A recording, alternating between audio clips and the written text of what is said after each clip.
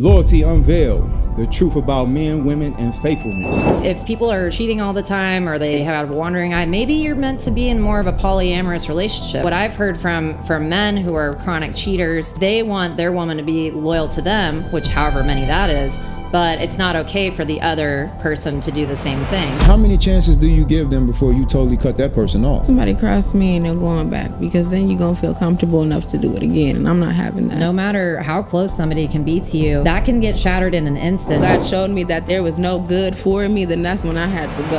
I know many people who are in monogamous relationships where they got partners that's stepping out on them they don't even know. What's not for you, you gonna see. People are gonna move how they're gonna move, and I've just learned, you gotta let them go. Y'all didn't have that strong bonding connection, so the friends had a major influence on y'all personal relationship. Yeah, and that's a major no-no for those out there who are listening. You have to create real boundaries between you and your partner that you're being intimate with, and not allowing outside forces to influence you and destroy what you hold dear to your heart. Welcome to Alpha Body Network, where we foster the vision of nurturing your mind, body, and soul.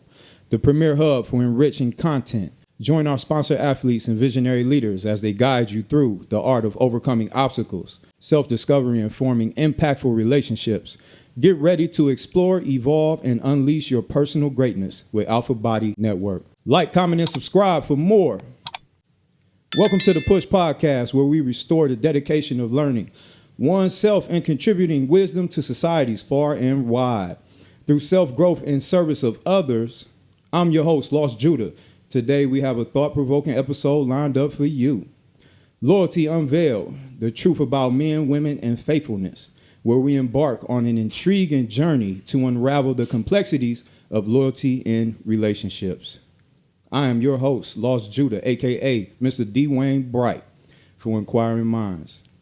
Today, we will specifically focus on the topics of loyalty among men and women. Societies often perpetuate the notion that gender plays a role in how loyalty is perceived and practiced. We'll examine whether there are differences in how men and women understand and demonstrate loyalty in their relationships. This exploration will shed light on the complexities of loyalty and challenges any preconceived notions we may have. Throughout the episode, our guests will share their experiences and insights, providing us with a deeper understanding of loyalty from both male and female perspectives. So, get ready for a thought-provoking and enlightening discussion. Let's take a quick commercial break. We'll be right back. Elevate your meals with Primal Complete Protein, a powerful plant-based blend packed with 20 grams of protein and enriched with our exclusive superfruit blend. Simply add to your favorite recipes for a delicious and nourishing boost. Primal Complete Protein. Elevate your meals. Elevate your life. Welcome back. Before we get started, let's take a moment to introduce our guests. Hi, my name is Rajist Walthour, also known as 3. I'm from Gary, Indiana. My social media is Rajist_W_IMT. I'm mainly known to be a model, but I also do sing as well. And I'm single as well. Okay. All right. Single out there from Inquiring Minds. All right. All right. My name is Sarah St. Clair. I'm a freelance artist. I am also single. My social media handle for Instagram is Sasta St. Clair Art. So SAST. I'm sorry. They're going to pull it up on there. And I'm from the Bay Area. That's sweet. Hi, Groovy family. I am Coyote Nice. My Instagram handle is I am Coyote Nice. That's IamCoyotenice. And I am a part of the Parliament Funkadelics extension group called the Groove Catchers. And I am also single. Hi, I'm Cookie Wilson, Cookie with a K, not a C. You can follow my Instagram, Cookie, KOOKIEFINAA. I am currently single. I do music, I sing, I do poetry, and I can rap. Awesome. Very talented. It looks like we got a whole cast full of single people here, huh? Yeah, just about. Ain't nothing wrong with it. I remember them days. Anyways, now that we know a bit about each other, let's dig a little deeper, shall we? So, how do you personally define loyalty in relationships? Not all at once. Defining it is real tough. I can say with loyalty, you have to have trust. Okay. Is a major thing. Right. You have to know your partner. They have to know you as well. Loyalty is integrity. When you guys are out on your own, being able to hold that same relationship. Loyalty can fit in so many descriptions. Mainly define all those things in one. Right. Yeah, I like that word that you pointed out, integrity. Mm-hmm. I think a lot of people have a misunderstanding of what integrity means. First, you must possess and hold integrity with self first. Absolutely. Before you can have integrity with those around you, right? For me, myself personally, I like to, have my no matter what's with myself as far as like my mind, body, and spirit growth and balancing.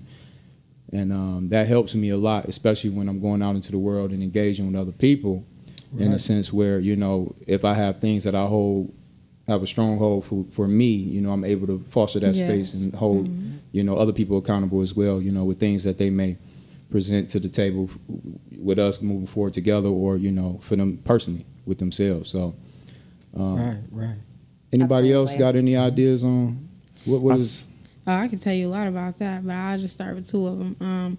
Truthfulness and honesty, communication, for real. If you don't have that, you don't have nothing. Right.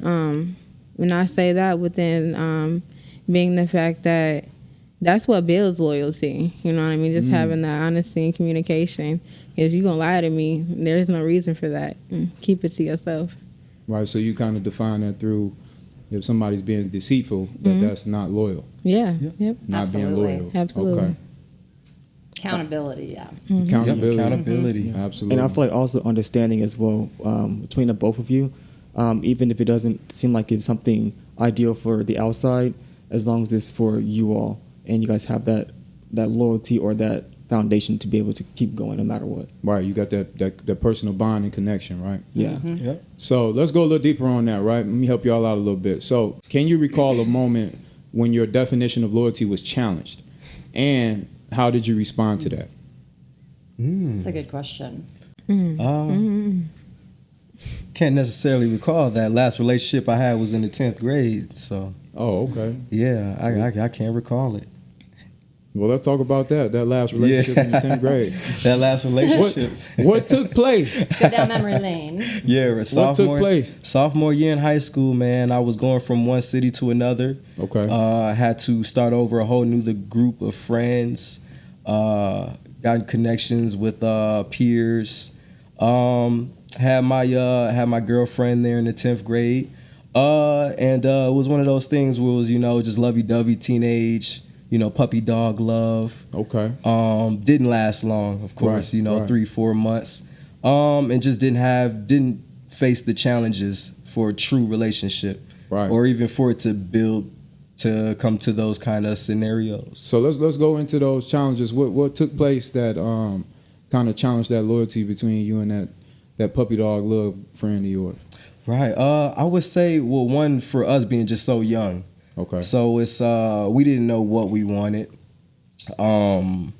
We barely knew each other. I was new to the school. She was there already a few years. Okay, so you barely knew each other. Let's isolate that for a minute. Mm-hmm. So you barely knew each other, which would, common sense wise would state that there was really a lack of loyalty there because you didn't have that real strong connection because y'all was just fairly new with each other, right? Exactly. Okay, so can we go deeper on that? Was there any moments or in time that you had a situation where that loyalty was challenged because y'all didn't know each other so well or y'all didn't have a strong bond and connection? For sure. An example, just like friendships. Mm-hmm. Like, when you got your homeboys and then, she's got her homegirls, you got your homeboys telling you one thing, Right. her homegirls telling her one thing. And that can also kind of differentiate the loyalty and the trust within that foundation. Right. Sort of thing. So that kind of played a part. Played a part in that. Yeah, so into that. so Mhm. you have friends trying to break y'all up or pull you away from her, and she had her friends trying to pull her away from you. It's more How like does that work? right. It's more like rumor gossips. Okay. Like, he does this or she does that. Right. Stuff like that. So it's not like they're trying to break you up, but but it's like their information. Ooh, the information. They throwing shade. They throwing. Yes. Man, what's the term they use for that? Man, it'll come to me. Yeah. When you throw. Sneak dissing. Sneak dissing. Yeah, that's a great one. That's one of them. Sneak I like that dissing one. is Sneak like dissing, that. Yeah. Like I'm coming to you as a friend. Right. They masking it as they're But your it's friend, like, but you yet want to hurt me at the same time. they're dogging on you at the same time. Or like projection, like they're projecting They're projecting their own personal perception on you, or and they things want saw. you to respond. Yeah. Yeah. There's a lot of that going on in the world, that'd right? be a lot happening in kind of relationships and friends. They project things that they see on TV, social media, and they put into your relationship. Right. So it's not necessarily real, right? It might be a Yeah. false reality to them. Exactly. Yeah, Little but bit they're of pushing bitterness. that on you. And then that kind of goes into what I was saying about understanding each other. As long as y'all understand each other, then all that other stuff doesn't really even matter. Right. If y'all have that strong connection and bond, and Exactly. y'all know each other, right? But like at his relationship, 10th grade, right? Yes, sir. Y'all didn't have that strong bonding connection, so the friends had a major influence Yeah. on yeah. y'all personal relationship. Yeah, and that's a absolutely. major no-no for those out there who are listening. You know, you have to create real boundaries between you and your partner that you're being intimate with, right? And not allowing outside forces to influence you and destroy what you hold dear to your heart, right? Absolutely. Because at that same token, you know, when you building that connection and that bond, why would you allow an external partner or friend or family member come in between that? Exactly. Because you are left at the end of the day picking up the pieces, not them. They're not picking those pieces up with you. So remember that.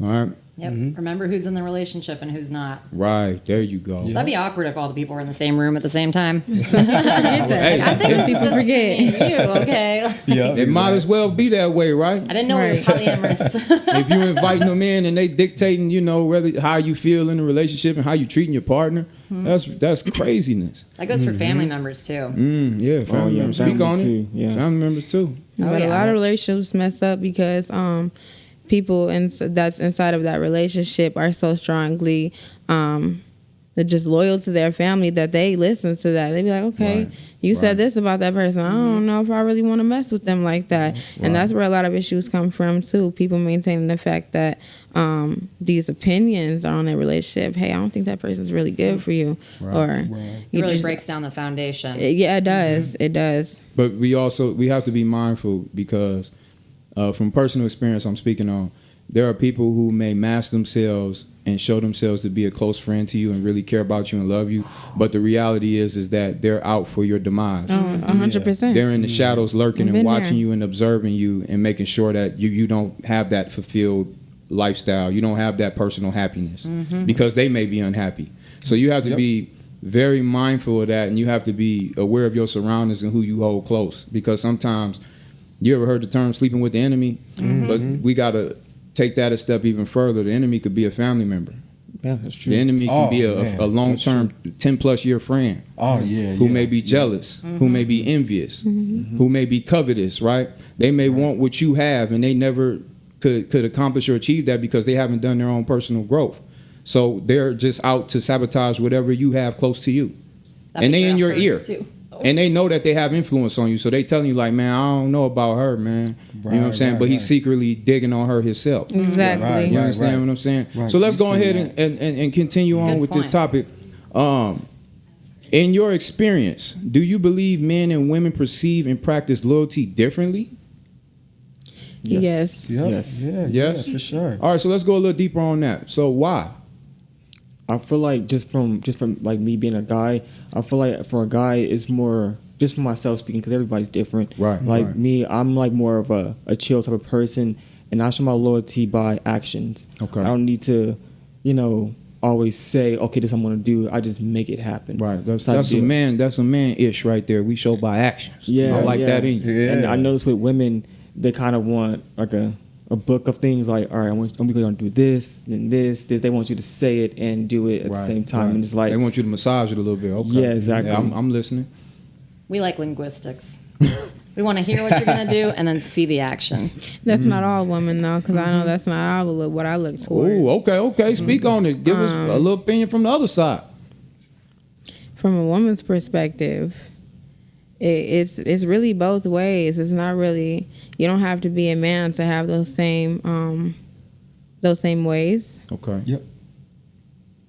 Everybody listen? definitely thinks differently, but we all have that same mindset because we're all human beings. You know what I mean? Right. So when it comes within saying that, I mean, like, women, we wear our heart on our sleeves for sure. Okay. But we definitely show it with our actions too. I've been one of those. You know, I mean, I'd rather show it than I more say it, because that don't mean nothing to me. I can tell you that. Right. But I share them same beliefs with you. okay. Likewise. Yeah, same. Yeah.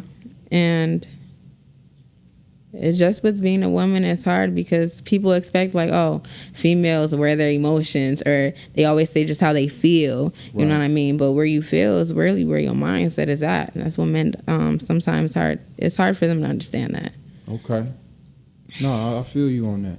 So, can you provide an example where you felt this difference was evident? Because I know you felt a little bit different than my girl to the right here.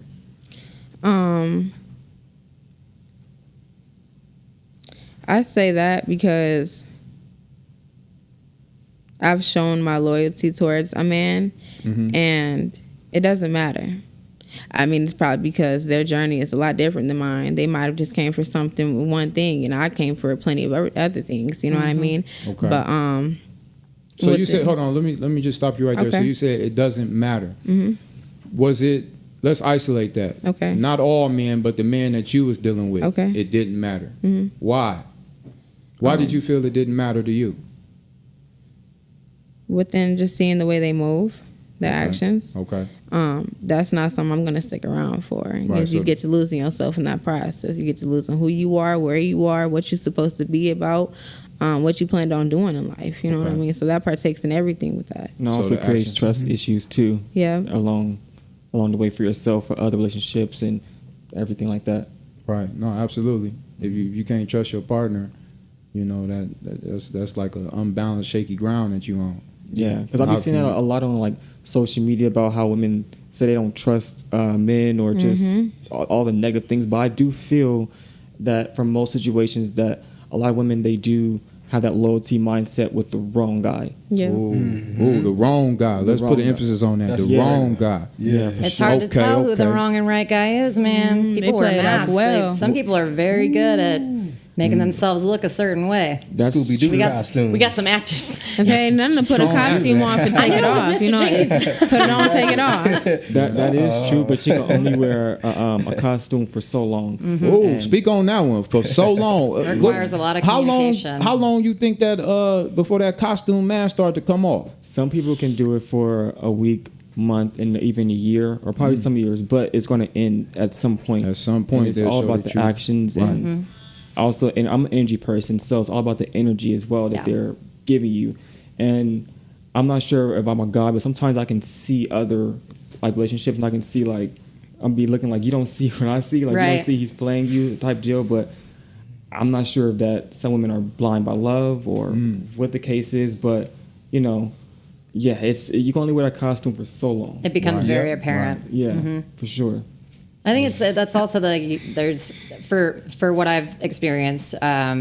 There's a mourning process for that, because you're like, I really thought you were this type of person. That's where all the communication comes in. You start asking questions, and Right. you start to see that you're coming at the relationship from two different sides. And Okay. and so you're like, I know you can be this person because you've shown me this.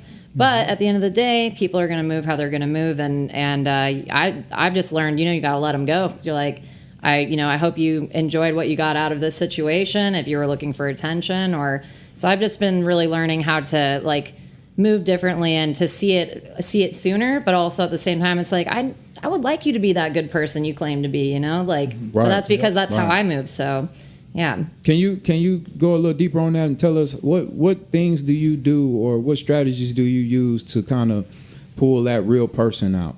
I like to make space for people, and I have a ability to make people feel really comfortable, and like Okay. even like the hardest dude, like I want to make him feel like he can be like a little boy and he can express himself, because so often we all have to shoulder so many responsibilities, and Right. I don't think there's any strategy. I'm just like I come to the table with being a real person, and I Right.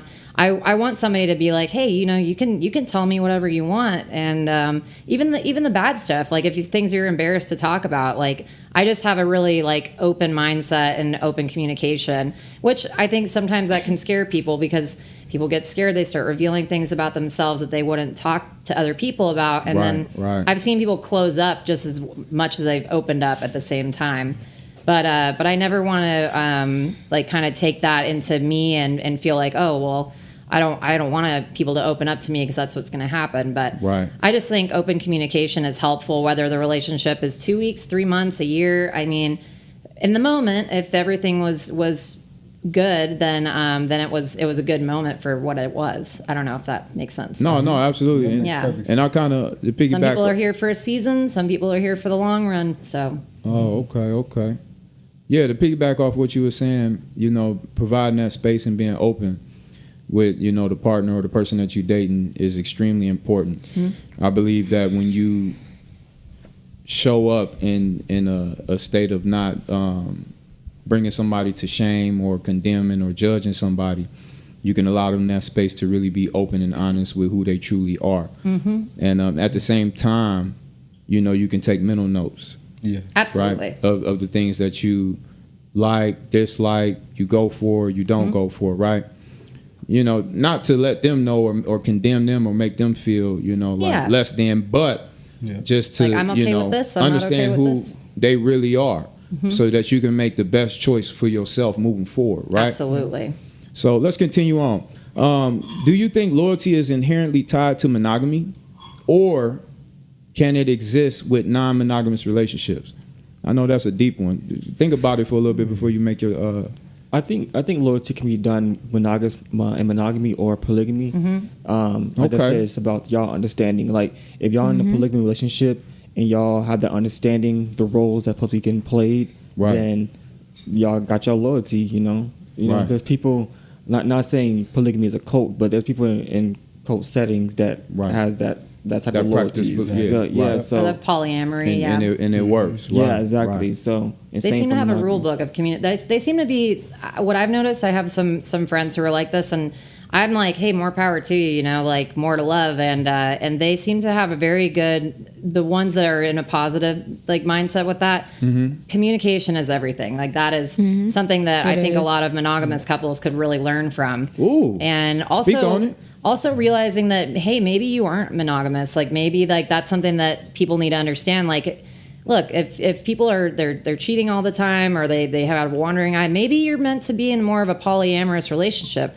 But the thing that I've seen is like for between men and women, now everybody does whatever they're going to do. But what I've heard from men who are chronic cheaters, they want their woman to be loyal to them, which however many that is.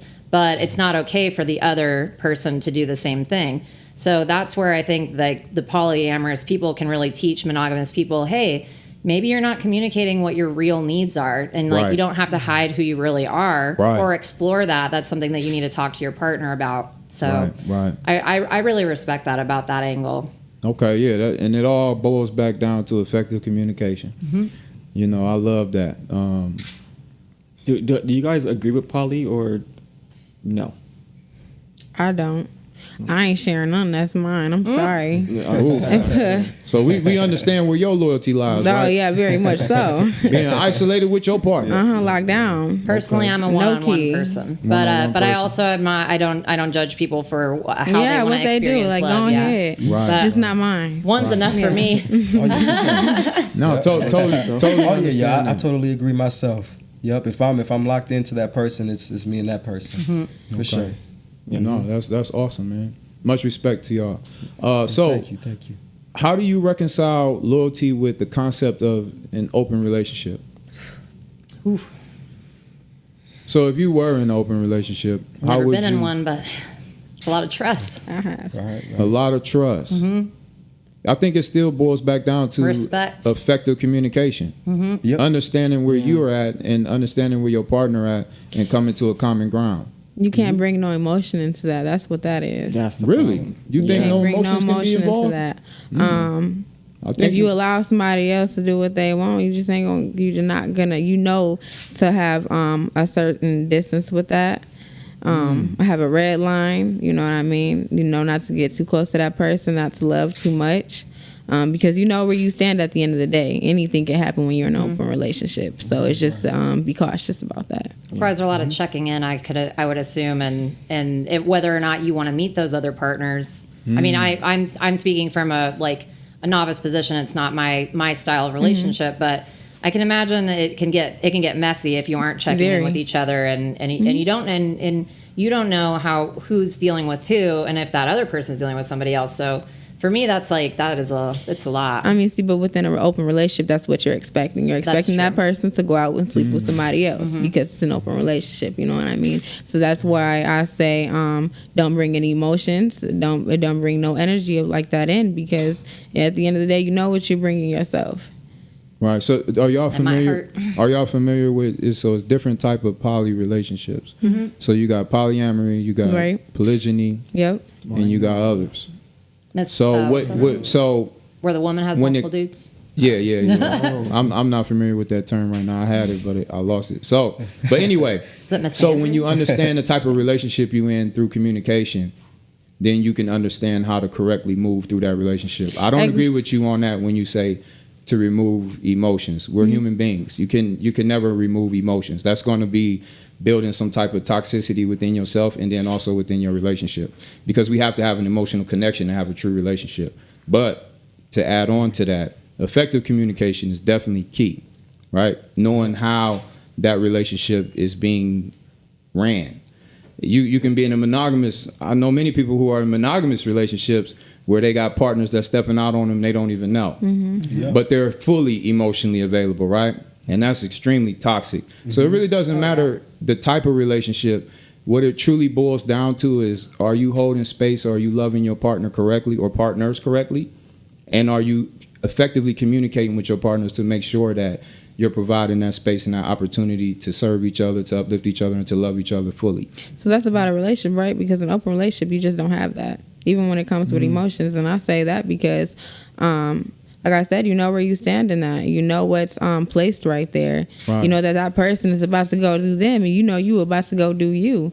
So within saying that, like I said, you just not bringing that emotion, because at the end of the day, y'all not trying to build anything. From what my understanding from an open relationship is, y'all doing your thing and going about your day. So there's no putting in no time into that. What you getting out of that? Putting your time into that when you can be investing that to somebody else that really wants you. You know what I mean? And I agree with that. I don't think I guess it depends on the emotion that you put into it. I feel like that relationship emotion, like she's mine type of deal, I don't know. I don't think that should be done if y'all open, because how can I put this, like if it's straight monogamous and she's all yours, it's more so like you know she's yours, but it's an idea in your head that you know she's out with somebody else and someone else is probably doing something better for her, and she's probably more into them too as well. So no, I understand that totally, and I think what y'all talking about is polyamory, where both partners are allowed to go out and venture out. So like I said, I'll say it again, you got to make sure that you understand what type of relationship you're in, because there are different types of relationship. What I think that y'all are really isolating and focusing on is the one where it's like really a free-for-all. And me personally, I don't support that and go for polyamory either. You understand what I'm saying? I'm a true believer in having personal bond and connection with one-on-one partners. Absolutely. Yeah. Right. But at the end of the day, you can have multiple relationships with more than one partner, just like you have friendships with more than one person. Can you have more than one BFF? Or no, just one? Yeah. You gonna have one? I mean, you can have more than one. It depends on how the relationship but you can have people that you're close to. My besties. I'll be for one and say I got multiple best friends. Right. Okay, that's not a space that I just hold for one person, because that's just unrealistic for me as a human being. I can have multiple close knit relationships, friendships, and things like that. So, absolutely. Well, I think. Oh, go ahead. What you about to say? Oh, no, I was gonna say, it's okay to have a lot of friends, associates, and then I feel like a best friend is like almost like a brother or sister to you, right? Yeah, right. At least that's for me, because I don't know. You can't just trust everybody. No, I feel the same way. I feel the same way. But I got a couple brothers Okay. Yep. Not one. Yep. Yeah, and that I that's have possible. those personal close bonds with. Yeah. So I'm just saying that, it is possible and it's actually happening today. Absolutely. But let's go ahead and move on, shall we? So have you ever encountered a situation where someone's actions contradicted their verbal commitment to loyalty? Why these questions get I've so seen it. deep? I'm ready for that. Hasn't yeah, You exactly. ready? Oh, yes. I'm ready to listen. Yep, I've seen it happen, but it hasn't happened to me. Sort of thing. Like Give I've us an seen, example. What you seen happen? Oh, I've seen plenty of relationships. Right. I would just say, just some people that are close to me, like family members, for Okay. example. They'll be in a relationship, and there's just so much stuff going, and what's it called? Like the backlash, or like everything that's going on, it comes back to them at home, Okay. sort of thing. And I've seen it with my own eyes, and you be like, oh man, like how did this happen? Like in front of us, you guys are close, Right. but Yeah. behind the scenes, it's chaotic. So they just putting on the front, right? Yeah, I've seen it with my yeah, family. yeah. Definitely. Can you repeat that question one more time so I can give you a clear Yeah. perspective where I'm coming from? So have you ever encountered a situation where someone's actions contradicted their verbal commitment to loyalty? Let's see. Yeah, I mean, I feel like I have, but at the same time, like, I'd be quick to like kind of like just end it to kind of like so that it won't get that far, because get onto the emotions and all that. Right. But yeah, like, yeah. So when you see the happened red before. flags, you cut it off. Yeah, kind of You gotta get out. That's before it smart. hurt. That's Hurt. smart. Yeah. That's very smart. But I have had my experiences in the past, but I can't think off the top of my head. But those experiences taught me that. Oh, okay. So you've had past experiences that kind of what scarred you or created a trauma. Yeah, I guess if you want to call it that. Yeah, I guess it's like a trauma or scarring that is like, all right, if you don't want to feel that pain again, just cut the emotions before it gets Cut too it deep. Before it gets too deep. Yeah, Right. yeah. So how does that work out for you? Has that fostered long-term relationships for you, or have you really filtered through people because of those past traumas? I feel like I filter through people because even if you do like cut things or whatever the case may be, Right. that doesn't mean that the entire thing is over. Just that level that we're going to get to, which is not there yet, but eventually in the future it could be by showing me the loyalty in the future. But it just in that moment, no. Just in Yeah. that moment. Yeah, I'll So pretty much cut it, You yeah. cut it short, but you are open for revisit later. That's what you're saying. Yeah. Over time. Okay, over Yeah. time. Okay. Sorry, once somebody crosses me and they're going back, because then you're going to feel comfortable enough to do it again, and I'm not having that. Ooh. So you don't believe in anybody redeeming themselves? You saying, hey, one time it's fine with me. Oh, yeah, because I can say that from personal experience. I don't give people that done raised me chances, and they show the whole rainbow. They show all the true colors, and it's like, whew. Okay, now I know where we stand. Now I know that this just wasn't it. That's tough, huh? Yeah. Yeah, especially if it's people close to you, like family and all that. If they can do that, you kind of understand that anyone in that part can do Yeah, something for to you. sure. Yeah. Right. Especially when it's coming from somebody you love the most, like people that you are close to, family for real. Yes, that's where you get that expectation from. Okay. So would y'all say that those past traumas or those past experiences helped you to shape what loyalty means to you? Yes. Oh, definitely, sure. definitely. Was that either in a positive or in a negative way? I can say both. Both? Yeah. Same here. Let me not speak on anybody, but I've had people stab me in my back, and it's like, whoa, like you know what I mean? But Right. within loyalty, that's what to expect. You know what I mean? Especially when you're different. People don't understand that. When you're different, yeah. you come with something that's different, and that's something that people want and they can't have. They try to take it from you, but you fight to keep it with you, and that's what they don't like. And that's when the true colors start showing. Yeah. Okay. Yeah, it's true. Definitely felt that one. Y'all agree with that person? Yeah. Yeah, for sure. All right, so let's go ahead and take a commercial break. We'll be right back. All right. In a world full of possibilities, sometimes all we need is a fresh start. Alpha Body Supplements is your gateway to better nutrition, true leadership, and real opportunity, offering high-quality supplements and expert guidance. More than just a company, We're a community that uplifts and empowers. We believe in creating generational wealth and a lasting legacy for future generations. Join us on this journey of transformation and opportunity. Alpha Body Supplements. Your path to a brighter, healthier future starts here. Welcome back. Now, let's gain some insight on our perception surrounding loyalty, right? So, how do cultural and societal norms influence your perception of loyalty?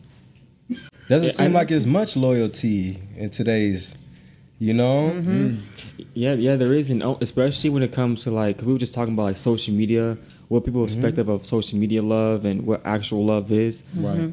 I've been seeing a lot on TikTok on how people be saying like in order to, it's all about finance. It doesn't seem like it's about like what you guys can have for each other emotionally. It's just about, what could you give me materialistically? Yes. What can you do for me? Yeah, what could you do for me to make my life better? And then it's like, all right, and then you just stand there type That's deal. what you call materialistic emotion. Yeah.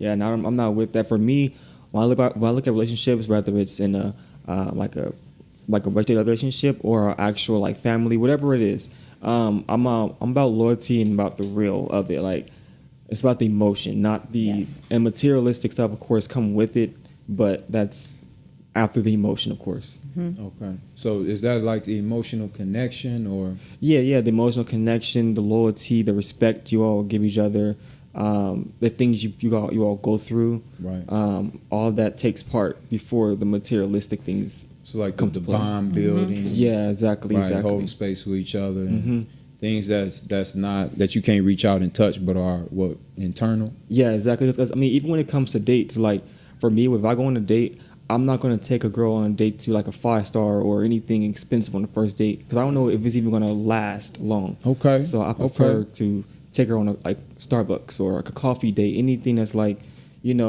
for us to talk in that moment, to get to know each other. And then along the time, then it's like, all right, now we can get to that point. Now we can get to that point. Yeah. I think that's smart on your part to really start to build that connection without the facade, or, maybe it's not even a facade, but you want to hold your value close to you until you understand that person is worthy of you overextending yourself, right? Yeah. Because sometimes you can overextend too much and people, they'll begin to take advantage and not build that bond and that connection with you. They'll just look at you as if you like a trick. Yeah, absolutely. So let's dig a little bit deeper on that. So have you ever felt pressure to conform to these norms, and how did it affect your relationships? I did. I was in a domestic before, and I just feel like I couldn't get out of it. I feel like there was ways where I had to please the person in order to even live. Oh, wow. So within saying that, you lose yourself. You lose a part of you that you can't even maintain. You be like, who am I? You know what I mean? You look in the mirror and don't even know and don't even recognize that person because of the fact that you sitting here trying to keep yourself safe with the person that you're with. And a lot of people be like, well, just get out of it. Just move. People put themselves in a position that they just don't want to get out of at that time. They might not see it like that, but that's exactly what it is. So did you feel like it was a position that you was in, that position, you didn't want to get out of that, or what? No, I didn't. I felt like I was in love. You know what I mean? I thought I had it going on. I thought we was good.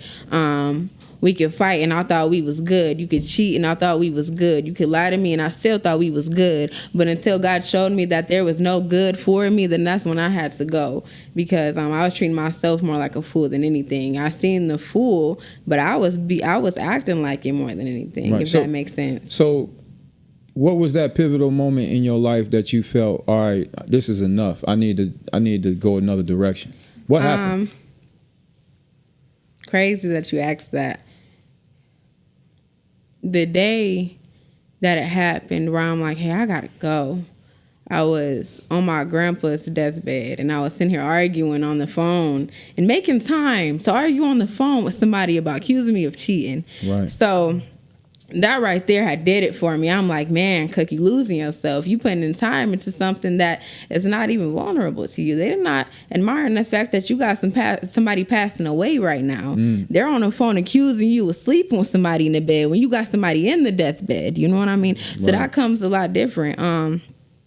And my uncle, he came to me like, hang that up. You know, put that down.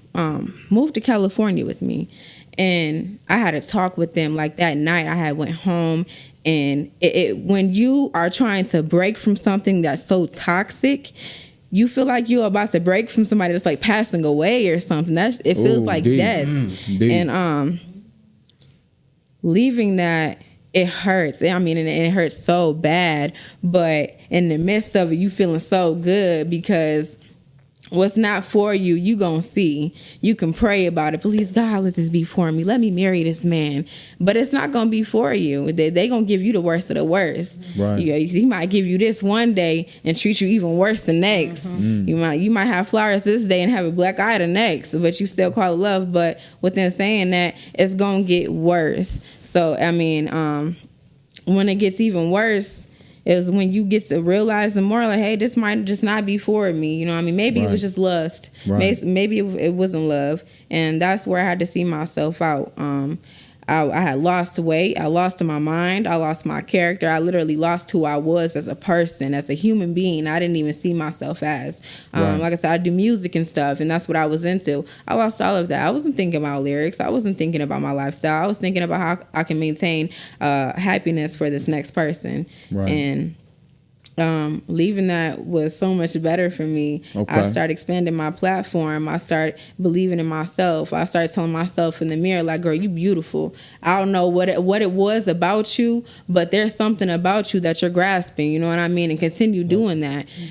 So having those type of relationships, it is so hard to break from because toxicness that you see as love can be so dangerous. Right. And that's what people don't understand. You get blinded by that. It's for masked. real. Love masked, right? It very much.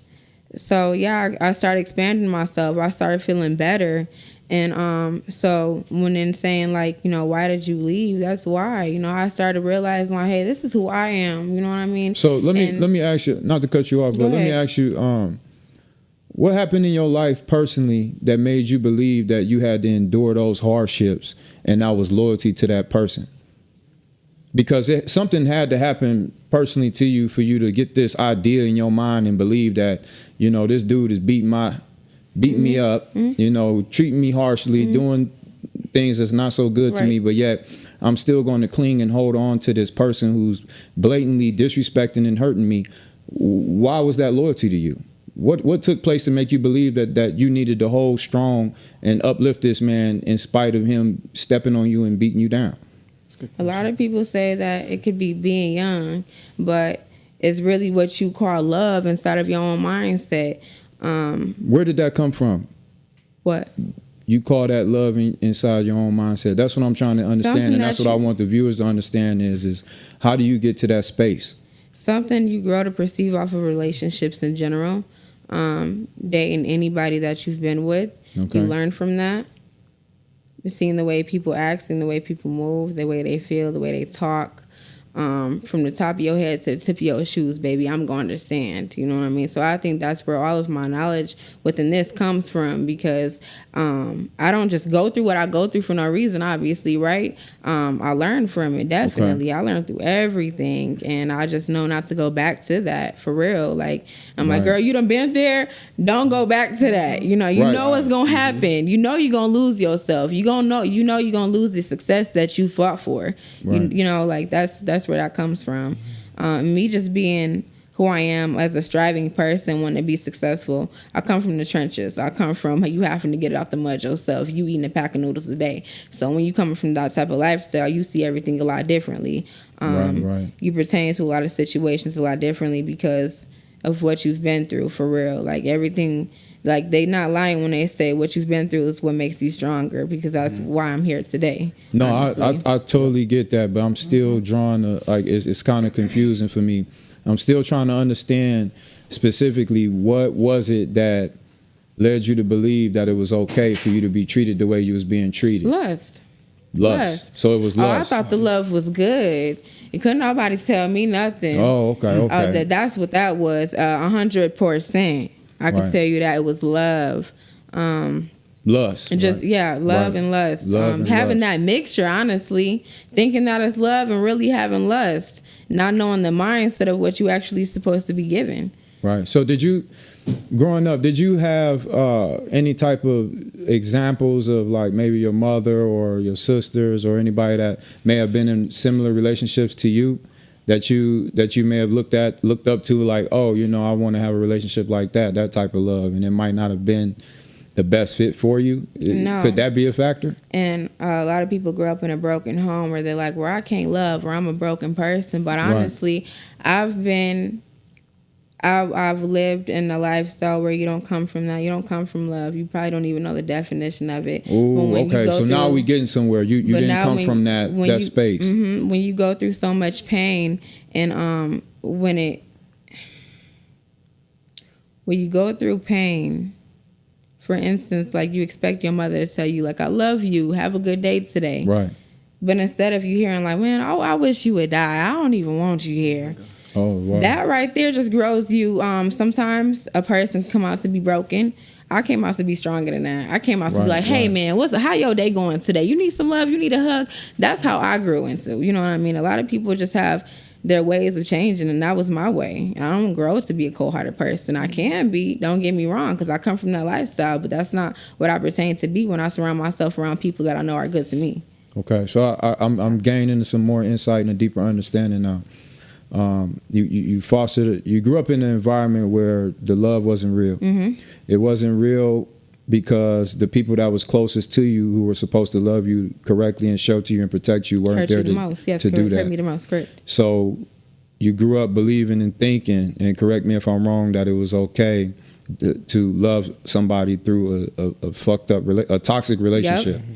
Yes, and that's what love was to you, because that was the example from you growing up, from childhood. It became so bad, like when you grow up in that type of environment and being told that, for instance, if you have a mother that's telling you like, well, forget you, I don't care about you, woo-de-woo, but then the next couple of days later they want to take you out and compliment you and tell you I love you, you're my world.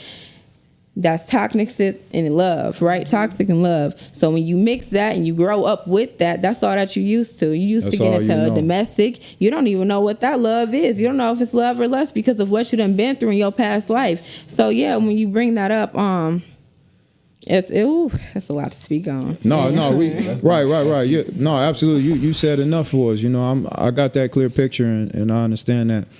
And me personally, I've had similar experiences. I've been blessed in my life to have a lot of great people around me to uplift and build me up to the point where I understood what it meant to have real healthy love in my life. But at the same token, I can relate to you personally, on that dark side and that toxicity of family members not really showing up the way that they supposed to, right? And so we believe and think that we have to endure certain hardships and go through certain things in order to be accepted or to feel, worthy, or to even be here in this life. Yes. So I totally understand where you coming from, and I want the people that's listening to this to understand that, that's definitely not the way. Exactly. And you can be, I don't really like to use the word victimized or victim, but you can be you can put yourself in certain situations because of your perception of your reality. Exactly. That's your reality, that 100%. If somebody beat on you, if somebody's dogging you and hurting, that's a form of love. Yep. But it's really not. It's not. Total disrespectful. It's totally wrong.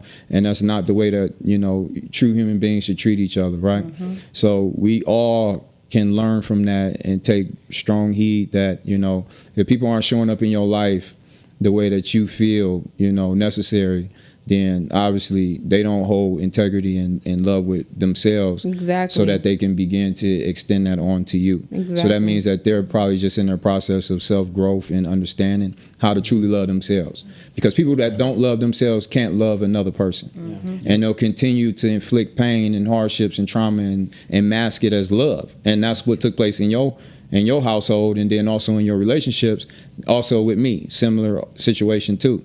So we're able to be here and speak on these things so that people can not have to endure and experience those things, but learn from our personal experiences and apply that to their lives so that they can make the rest of their life the best of their life. Does that make sense? Yeah. All right, so we're not going to go any further on that. Okay. Oh, go ahead. You have something? Oh, I totally agree. It's very similar to the way I grew up as well. And in my family, it's like, it's everybody gives each other a really hard time, and there's this whole thing of, well, you don't give up on family, and no matter how somebody treats you, well, that's what love is, and just a really tough love kind of environment. And it definitely.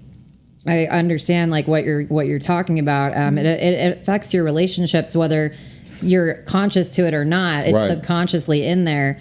And I noticed that was affecting my personal relationships too, because I don't give up on people, and that people I should have given up on. I was taught that you don't give up on anybody, no matter how they treat you. And I've just been really focused on breaking those cycles, and that's really.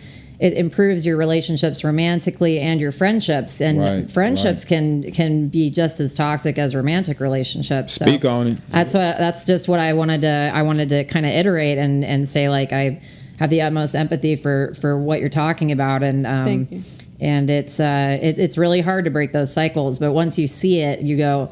And you're like, I can't believe I even put up with the things that I went through, Right. All because I thought I loved this person. Especially when you notice your self-worth, baby. That's something different. And then you have to prove. I always felt like I had to prove my love to somebody, otherwise I wasn't worthy of it. And then when you get into healthier relationships, you're like, oh, it's not supposed to be hard. It's not supposed to be painful.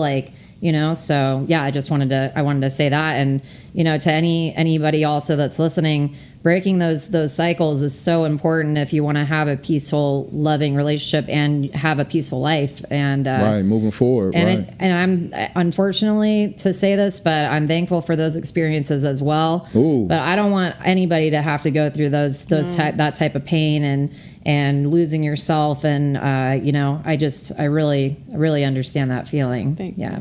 Right. No, I appreciate you sharing that. Absolutely. So, can y'all share a personal story where trust was broken? Which story you want? I mean, I have plenty of them. Whichever one you want to share today. My trust was broken. Okay. And somebody's mother came into the house one day, I got jumped. Woo. So I run out there with two of my blood sisters, right? I got stabbed and jumped, everything. They sit on the side that's where I lost my trust. Because I wasn't even fighting for myself, honey. I'm fighting for somebody that you love. You know what I mean? So within gaining trust, that's where that was completely lost. Because you're supposed to be my blood sister, but obviously loyalty shows something different. Right. If I'm going to fight for you, fight for me. Especially when it's not even my fight to fight for. Come on now. There's just a support. And just a support, yeah. Right. That's definitely a true example of how okay, look. trust is being broken, for sure. I feel like for me, my first experience with losing trust came from more so with family. Okay. Yeah, with especially my parents, knowing that they can kind of for me when I was in my teenage years, they kicked all of our siblings out. We all had to figure it all out on our own. And then from there, and my parents weren't together, but my mom still had some type of love for him, my dad. So we thought we'd be able to trust her to help us with all that, because we live with our dad. Okay. And she would still go back to him, try to help him and tell him things that we were doing, or try to help him put us more deeper down. So then that's kind of where I lost trust for them both.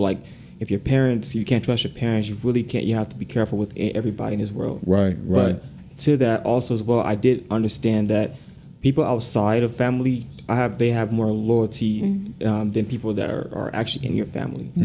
Yeah, and I feel that way because I feel like because of that, I feel like since you guys are so close, then they feel like they can do whatever, and then just all right, we're your family automatically again. Right. So, that's where they mask that love with that toxicity. Yeah. Right? Yeah. Blood Because they ain't thicker know than they have water, that that's for closeness sure. with you. Yeah. Right. What about you, Coyote? Me, just thinking about it. I'm a person that's I'm always I give benefit of the doubt.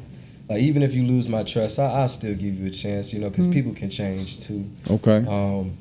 But just thinking about a time where I lost trust. Yeah. Your trust was broken. Yeah, or when trust was broken. I really can't think of anything like just off topic. Okay. So maybe let's go a little deeper on it. So, how did that experience impact your views on loyalty and your ability to trust others? It lets me know what I personally look for when it comes to those qualities. Okay. When I do build those connections, it lets me know what I've been through, what I'm looking for. It lets me know whatever that person's bringing to the table. If I've seen it before, then I can be like, okay, I can sit back and see where it's going because I know where it's been before. Or if it's something brand new, I can be up front and be like, hey, like, I this is what I'm looking for. You're showing me these qualities, and that's what's gaining and building that kind of relationship trust. But I haven't had too many experiences with that kind of scenario, so it's more like I'm still experienced learning that. Okay. Yeah, for sure. No, absolutely. So, do you believe loyalty manifests differently in friendships compared to romantic relationships? No, because you're trying to give the same thing. You're trying to give 100% honesty, communication. You're striving to build a good bond, and that's what you do in a relationship and a friendship. So, no, I think that's really the same. I think it's probably pretty much the same. Except you're trying to give them more devotion onto love in a relationship. I mean, you're going to love your homegirl. Like, girl, I love you. You know what I mean? But it's like, oh, I love my man. Like, you know what I mean? So it's different. Right. It's different. Oh, so it's different then. Yeah, like different in some ways, but not. Because like I said, communication, honesty, the same traits that you would carry in a relationship that you do carry in a friendship. Yeah. But love, you're trying to build an empire with somebody. That's what you see it as in a relationship. So you carry that a lot differently than you would a relationship, because your friendship is something you obviously look to build on, but it's not like you're trying to build an empire. Like, hey, we doing all of this together. You know what I mean? But as far as like, hey, girl, we finna take a trip to Costa Rica or something. But hey, baby, we trying to build a business. We trying to get some six figures. You know what I mean? That's different. That's what I see differently. So it's kind of held to different standards. Yes. Okay. Y'all all agree with that? Oh yeah, absolutely. Something with what pertain to friendships and loyalty that I've noticed, because I've been really working on cutting out toxic relationships, friendships or otherwise, and I've noticed with some individuals that they felt like they could really get away with a lot with me, like that. Oh, Sarah's cool. She's cool with it. She'll put up with this. She'll put up with that, and I started realizing like how disrespectful people who are they're supposed to be your really good friend, and like I really carry friendship in a high regard. So I've really learned that no matter how close somebody can be to you, that can get shattered in an instant just by losing that loyalty and trust, and by doing you wrong in different ways. And for me, it's just showing up, like being there as reciprocity, right? Because like I'm the type of person, I'll give you my shoes, I'll give you my shirt, whatever you need, a place to stay. And I'm not asking that. See, I have trouble asking for help from people, but it's because I've had these experiences, but it hurts just as much as losing a relationship, like a romantic relationship. Sometimes it hurts more, like to be honest, because you're like, damn, I didn't know you'd do me like that. Right. Excuse my French, but yeah. And depending on the level of connection, right? And like that, you can be friends with somebody for years, and then all of a sudden you're like, oh, you don't feel the same way I feel about you. That's interesting. And they don't want to clap for you, but you clap for them every single time. Wow, that's deep. And so I really like friendships and relationships are similar, but what I've noticed is I've had some friendships fall out over the silliest things. Right. But just over envy and jealousy and But I just never look at my friend that way because I'm like, that's my homegirl. Like, Right. So you was holding integrity with yourself and your friendship. yeah, and but like your I believe in friend just accountability with wasn't meeting friendship. you on the same terms. Sometimes they don't want to be held accountable. They want to. Right. Oh, why are you feeling that way? Oh, you're taking this too seriously. And I'm like, no, I take my friendships and my relationships very seriously. So, Right. yeah. No, absolutely, and as you should, because time is ticking. We spending time. So are we spending time around those who are truly uplifting us and building us up? Because that's what we're doing as true friends, right? Exactly. And or true partners in relationships. So What is it that your parents say? You are who you hang around.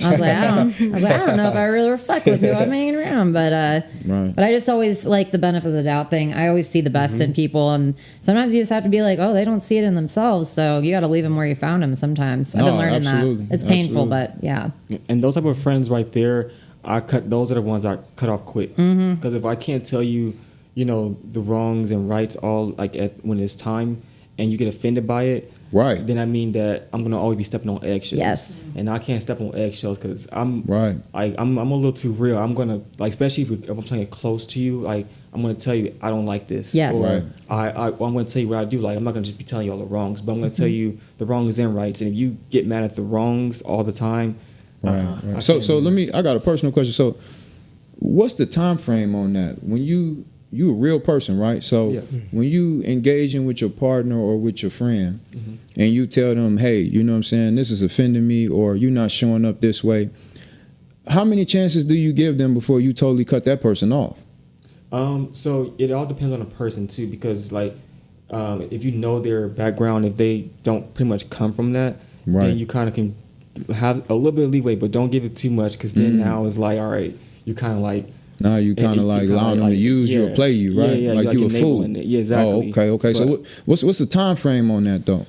Like I said, it all depends on the person. Like if it's the person that don't have that much experience in it, I'm gonna probably once or twice. I don't know, but I don't know, but maybe even 3 times, and then it's like, all right, Okay. I continue to see, and also how you respond to it. Right. If you kind of get mad, like try to fight or start yelling and all that, you can't communicate too well. Oh, yeah. It's just Right. like them just major red flags, just totally cut yeah, because it's you only gonna out. get worse in the future. For sure. I mean, Right, if it's somebody that you've known the longest, that's a wrap, baby. I'm Yeah, that's a sorry wrap. because It's a like you should have known what it was when you met me. Yeah, Right. You'd have known me We for already a long got time in, now, and so you know ain't how no I reason am, for so me why to would have you an show up explanation short? for you. Exactly. Especially yeah, it's family. time to get to know me.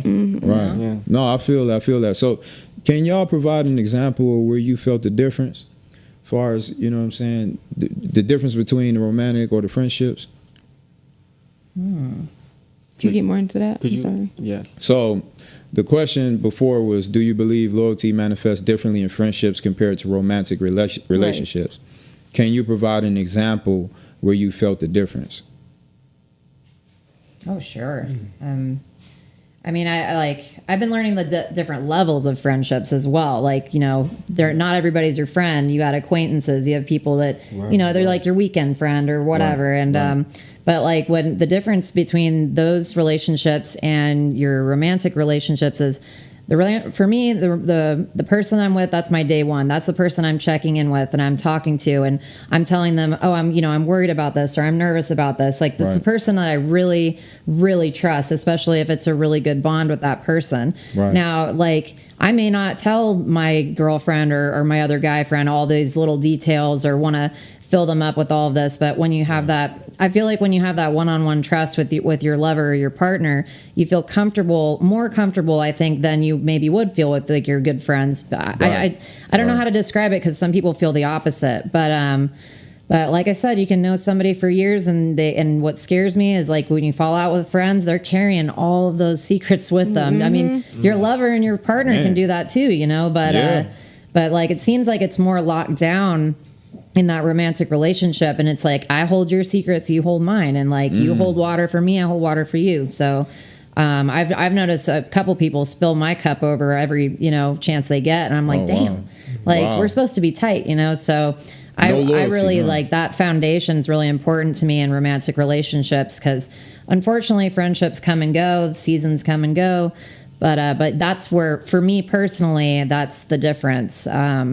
But I really want my friendships to be strong like that too. But everybody's in different different mindsets and different stages in life also. So Right. yeah. Right. Absolutely. So they can only meet you where they're at currently, right? And for us personally, we have to take some personal accountability on who we allow in our personal space Yes. and the actions. You know, is it in alignment with, you know, where you are in your current life? What are we building? Exactly. If they Yeah. continuously showing up and falling short, you know, you got to make certain personal decisions, you know, whether to keep those people close or to keep them far off. Absolutely. Right. That's like when people saying test the waters. Honey, I done drowned trying to test some waters. I think I'm good on that by now. There's sharks in those But waters. when you testing the waters, you know who's by your side. You know who's gonna push you in. You know who's gonna pull you out. You know what I Yes. mean? Right. So that's just where you got to come from with that, for real. And is that based off people verbally expressing that or actions wise? Verbally, mentally, and physically. Oh, really? All Verbally? of it, 100%, honey. I mean, All of it? All of it. I mean, for me personally, I'm more so of an action-led person. I've had people show up in my life who verbally communicated a lot of different things and fell short. Yes. Yeah. So Absolutely. for me, verbal is really a no-go. It go in one ear and it might hold a little bit, but it might It might go the ease out right that other ear. I got 2 eyeballs right here, and I got a body that is really sensitive, so I feel and I see real good. Yep. So I listen to maybe 5% of what a person says and 95% of what a person does. Yep. And Actions. I tell you this much: you familiar with baseball? I hit home runs with it Talk about it. every time. Every time. I striked out many times when I've literally hung on to every word a person said out their mouth. Right? Yeah. Yeah. Okay. So remember that. Discernment. For those who are listening out there, please do understand that actions do speak louder than words. Some people may pillow talk you to death or you know, gift the gab. Idea talk to death. But or at the end of the anything, day, if your actions is not lining up with what you saying out your mouth, I call a diamond and a spade. Right? All right, so let's move on. So how important is self-loyalty in maintaining loyalty to others? Oh, it's incredible. Oh, you need all the Loyalty to of myself yourself. means everything. Everything. You got to learn to have that within yourself than you do with other people. I mean, sometimes you learn Right. from other people within you do yourself because you don't know where it's coming from. How do I say this? Y'all understand? I'm trying to get in deep, and I just don't know how to bring this together.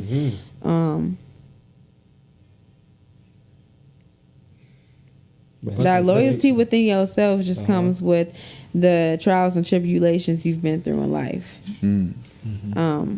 So it's kind of like the experiences is teaching you. Yeah, definitely, to 100%. to love you a little bit deeper, a little bit harder. I mean, without that, what? You know what I mean? Because I was just speaking about what I've been through, you know what I mean? So that Right. carries a long way with what we're speaking about right now, because that's why I'm still here. Right. You know what I mean? Right, because you had to learn to love yourself. Exactly. Exactly. Yeah, you must love yourself before you can love anybody else. Yeah. Right. I totally agree with you. That's I a agree. process. Accountability, you know? That's mean- like, yeah, sorry. You know, you're good. I get complimented every day, just like every other woman that's probably just like me.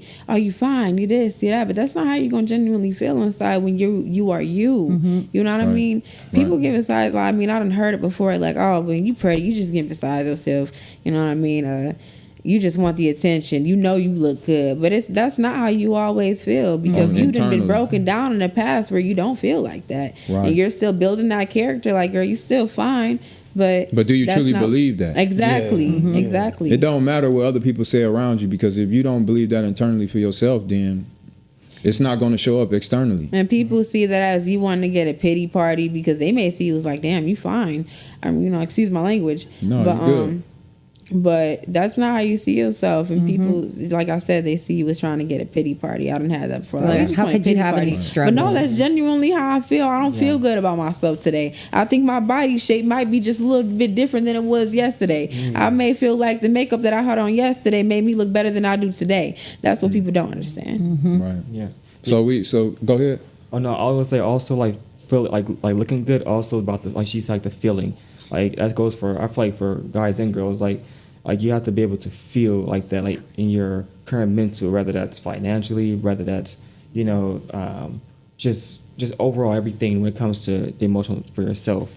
You have to, because looks ain't everything. Like, you can be the most beautiful person, but that person has to be there mentally. Right. Internally. Yeah, because internally they can be ugly. Right. And showing up for yourself every day. Like I just make a huge commitment to what I'm doing and making sure that I'm accountable. And if I don't show up for myself, how can I show up for anybody else? Right. So day in, day out, it's just me versus me, or me with me. I'm trying to be a better friend to myself, and clock in, go to the job, be accountable, deal with whatever you have to deal with. But like, that's the thing. Like, if somebody isn't showing up for themselves, they can't show up for you. Right, so I instead of like pointing fingers at everybody else, I just started like just grinding and showing up every day, going in the studio every day. And, people are like, oh, you work too much. You're doing this and that. I said, I have goals. I'm staying on my path. And I'm not telling you that you should live this way or you should do it this way. I don't should on other people, that's not going to help anybody.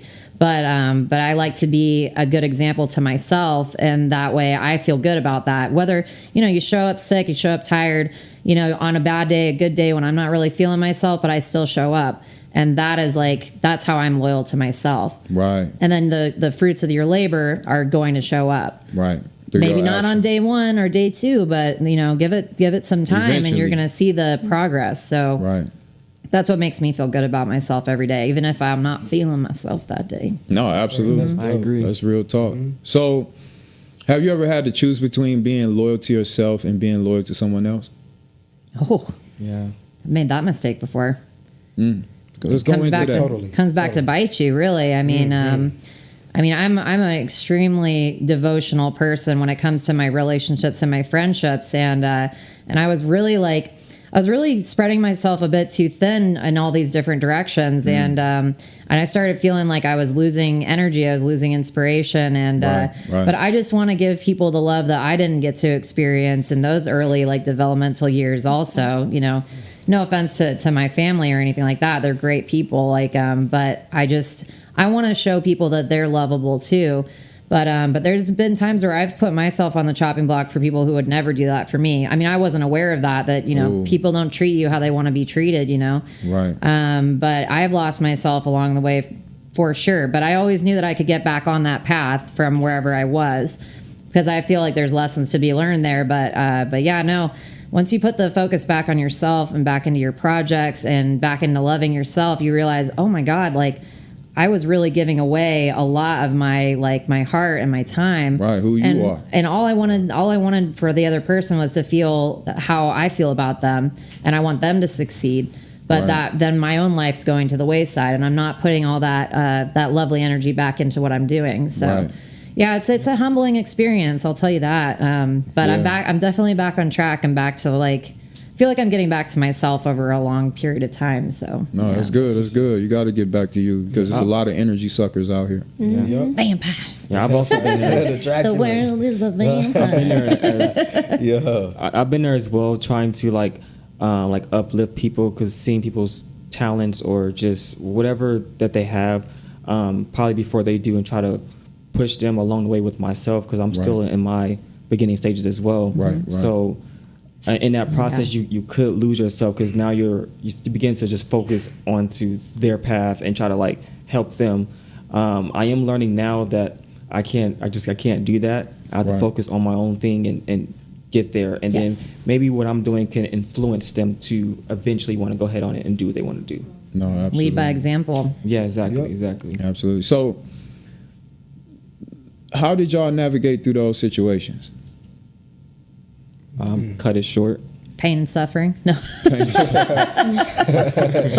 Going through that, just having to learn your lessons, sort of thing. Yeah. So you got eat your humble pie, Yeah. Scrapes and bruises, heal up and move forward, huh? Yeah. Makes you stronger, get a little scar tissue. But you can't just say, "Well, I'll go through something. I've been through it. That's how I learned from it."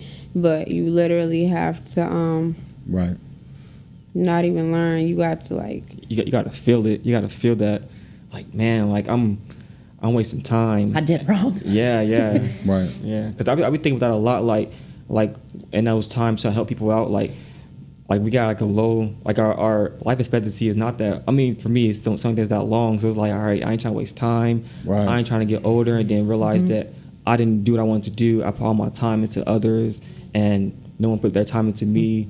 And they're probably happy where they're at in the future, but you're not happy where you're at in the future. Right, because you didn't sacrifice. You sacrificed all your time. Endured and didn't get nothing out of it. Yeah, I just say you're welcome. Really. Yeah, exactly. Hope you enjoyed it. One of my poetries, it was using me as a benefit, trying to save me for later. Knowing when you get pushed back, you get put into something greater. Blessings higher than a cloud, breathe it in like an inhaler. So when you think about that, that's where all man, let me talk, man. Yes. Hold on. That's where this is coming from. Right. Using you as a benefit and trying to save you for later. People feel that. Oh, they do that. You're literally being used like you an EBT card. And when that motherfucker, when it says $0.00, they putting it back. They don't care about it. You know what I mean? That's exactly how they Baby, the treat bank's you. closed. And so when you're persifying that same energy, that's what you got to give. Yes. Right. And when you don't, you're losing yourself. Right. Yeah, I appreciate y'all sharing these thoughts. Thank you. Oh, most definitely. We'll be right back after a word from our sponsors. All right. Are you ready to transform your life while building the body you've always dreamed of? Introducing the Alpha Body Battalion Compensation Plan, a groundbreaking opportunity that will revolutionize the way you earn and empower you to reach your financial goals. Imagine a world where your passion for fostering a healthy, active lifestyle and your desire for financial abundance seamlessly align. With the Alpha Body Battalion Success Share System, your hard work and dedication will be rewarded like never before. Our compensation plan offers a multitude of benefits, including generous commissions, bonuses, and exciting incentives. Earn money while sharing your love for fitness and watch your income grow exponentially. Thanks to the compensation plan, I've been able to leave my 9-to-5 job and focus on building my dream fitness business full-time. The support and mentorship I receive from Alpha Body Battalion community have been invaluable. It's like having a whole team cheering me on. Don't miss out on this life-changing opportunity. Join the Alpha Body Battalion today and unlock your true potential. The Alpha Body Battalion Compensation Plan, where fitness meets financial freedom. It's a no-brainer. Act now and seize the opportunity to create the life you deserve.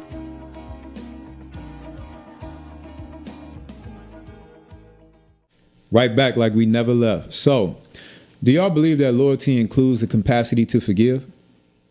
Absolutely. Oh, 100%. If the thing is like you have to forgive yourself every day also when you've done something or you didn't do the right thing in the moment. It depends though. I mean, there's certain things that are completely unforgivable and people don't deserve anything from that. Right. That for me, that goes for cheating.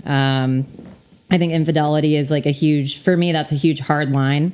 Yeah. And anything that pertains to that and stealing from another person as well. I mean, those are basically the commandments, you know?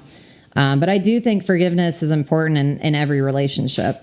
Right. No, I totally agree with you on that. You have your certain no matter what, your zero tolerances, right? But nobody's perfect, you know. We all have our moments, so you know everybody deserves a little grace. Not too much though. Yeah, and I also agree with that, but I just feel like it all depends on what that person did as well. Right. Yeah. So kind of give us a little insight on what would be your no matter what, like I can't forgive you for this, or I forgive you, but I can't mess with you on the close level no more. Give us an example of that. Let's see. I don't know. Because for me, it's all about in the moment of what's going on. Okay. And it's just all about what happens in the moment. Give us an example in your past experiences of, you know, it could be family, friends, or intimate relationship partner. Give us an example of a time where somebody did something to you, or it didn't even have to be personal to you, but you was like, you know what, I can't do this no more. Yeah. I don't know, man. I don't know.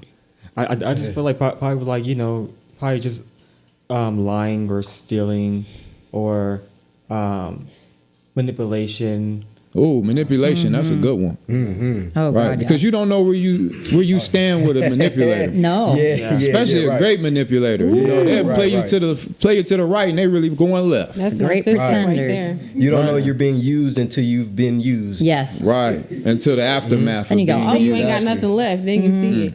Ain't that something else? That's a tough pill to swallow. Yeah. I've experienced that personally. You know, somebody in my face, straight face, lying and manipulating the situation for their own personal selfish gain. Yes. In the midst of it, they're watching me be torn apart internally. That person don't give a damn about you. Sociopaths. To watch you go through turmoil, all these different trials, questioning yourself and your integrities with yourself, right? And you got it, but you don't got it because you got this person that's so close that you hold on this high pedestal, and they just playing you like viciously. Oh, God. I could never forgive I can forgive somebody like that. I can forgive someone like that, but I could never trust or hold that person close ever again because I understand how deep that you can go, you know, and how treacherous you can be to literally watch me suffer in your face, knowing that you hold the keys to freeing my suffering, and you keep it so close and tight and don't even think to even give me a break. You understand what I'm I saying? done had that where I was at a point in life where I didn't have nothing. I mean, no money to my name, right? Right. But my sister, she had a house, $20 for rent. I wasn't invited. I mean, I didn't have nothing, but I came with what I needed for myself. And it's simply to say, all I needed was a table to eat at because I had my own plate. And within saying that again, that's where a lot of the hardships fell. Because you expect to be able to depend on those people, right? Your sisters, your uncles, your aunties.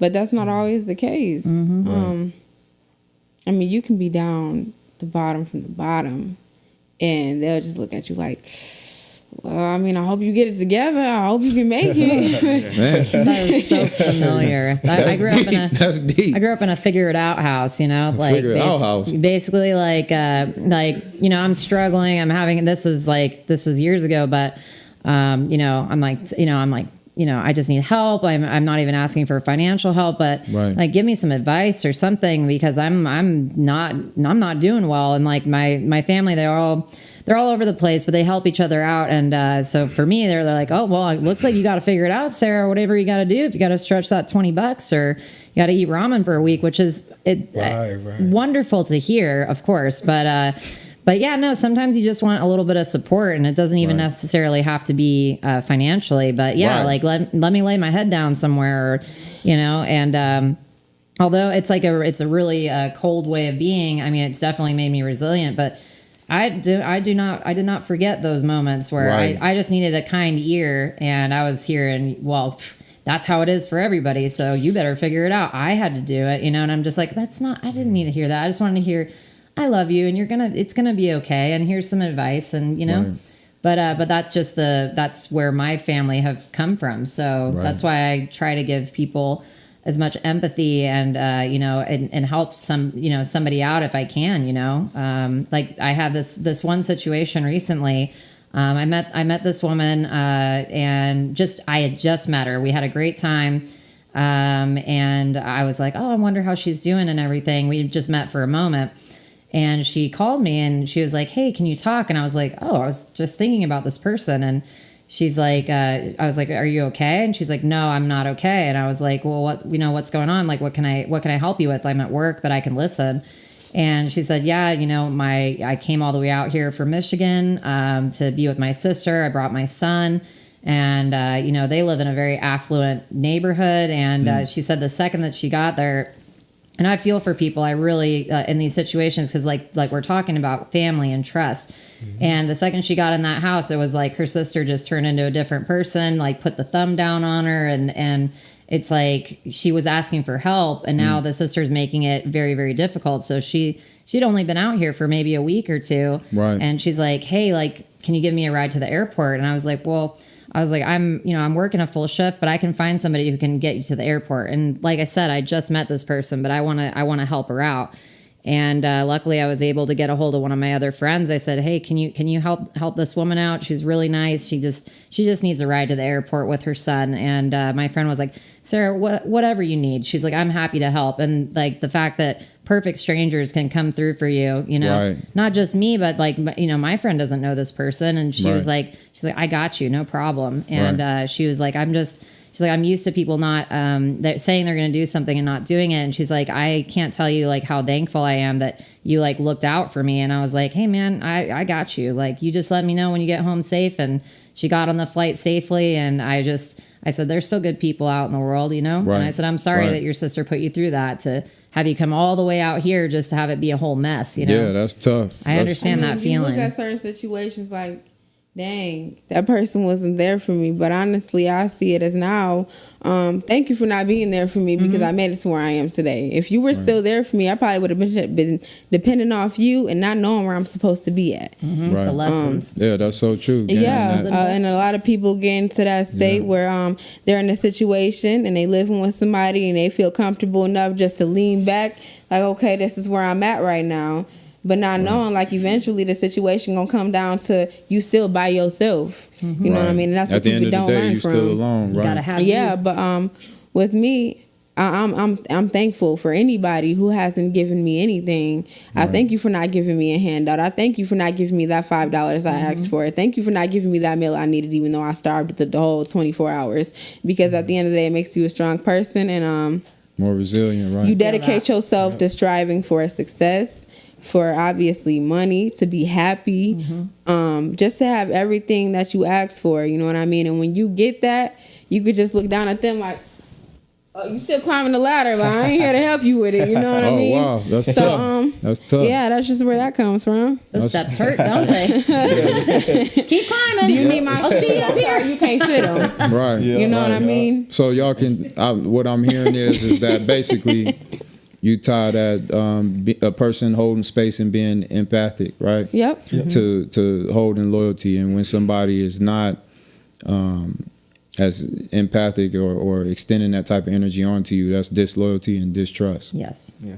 And then to that as well, like I agree to that as well, that I feel like my experiences that I've been through, I'm not mad at it at all. I'm actually pretty happy I went through it, because like they said, it made me a stronger person. Right. And I also I discovered new things in life and understood new ways to operate life and how the world works more as well. Right. So I'm actually happy for the experience that I go through. It's unfortunate for the people that it was, but I'm happy that I went through it.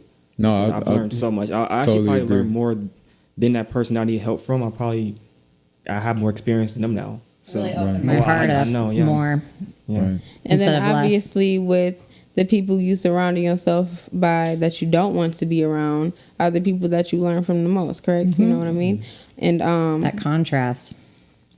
And within that, that's where you're more aware and more careful with who you surround yourself by. Right. I mean, if a person comes around you, that same energy you feel from them that you possibly could have felt from that same person you felt from before, you know not to pick up from that. You know, Yes. okay, you cool, but I'm gonna keep my distance. You know, The what I signs mean? are there. I didn't have this energy before. I'm gonna just keep it where it's at. I don't need that. So you learn from them experiences. Yeah, you perceive into that type of energy, and that's what you become, honestly. Right. So Especially when you're around it for too long.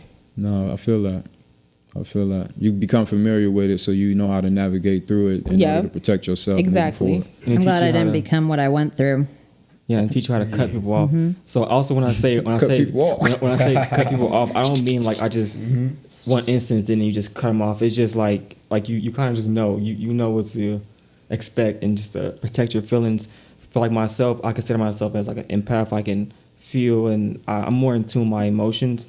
So to avoid any mishaps for someone that I want to get closer to, then I just cut it loose so it doesn't get there. Right. So that's like a safety mechanism that you got in place. Yeah, exactly. Protection.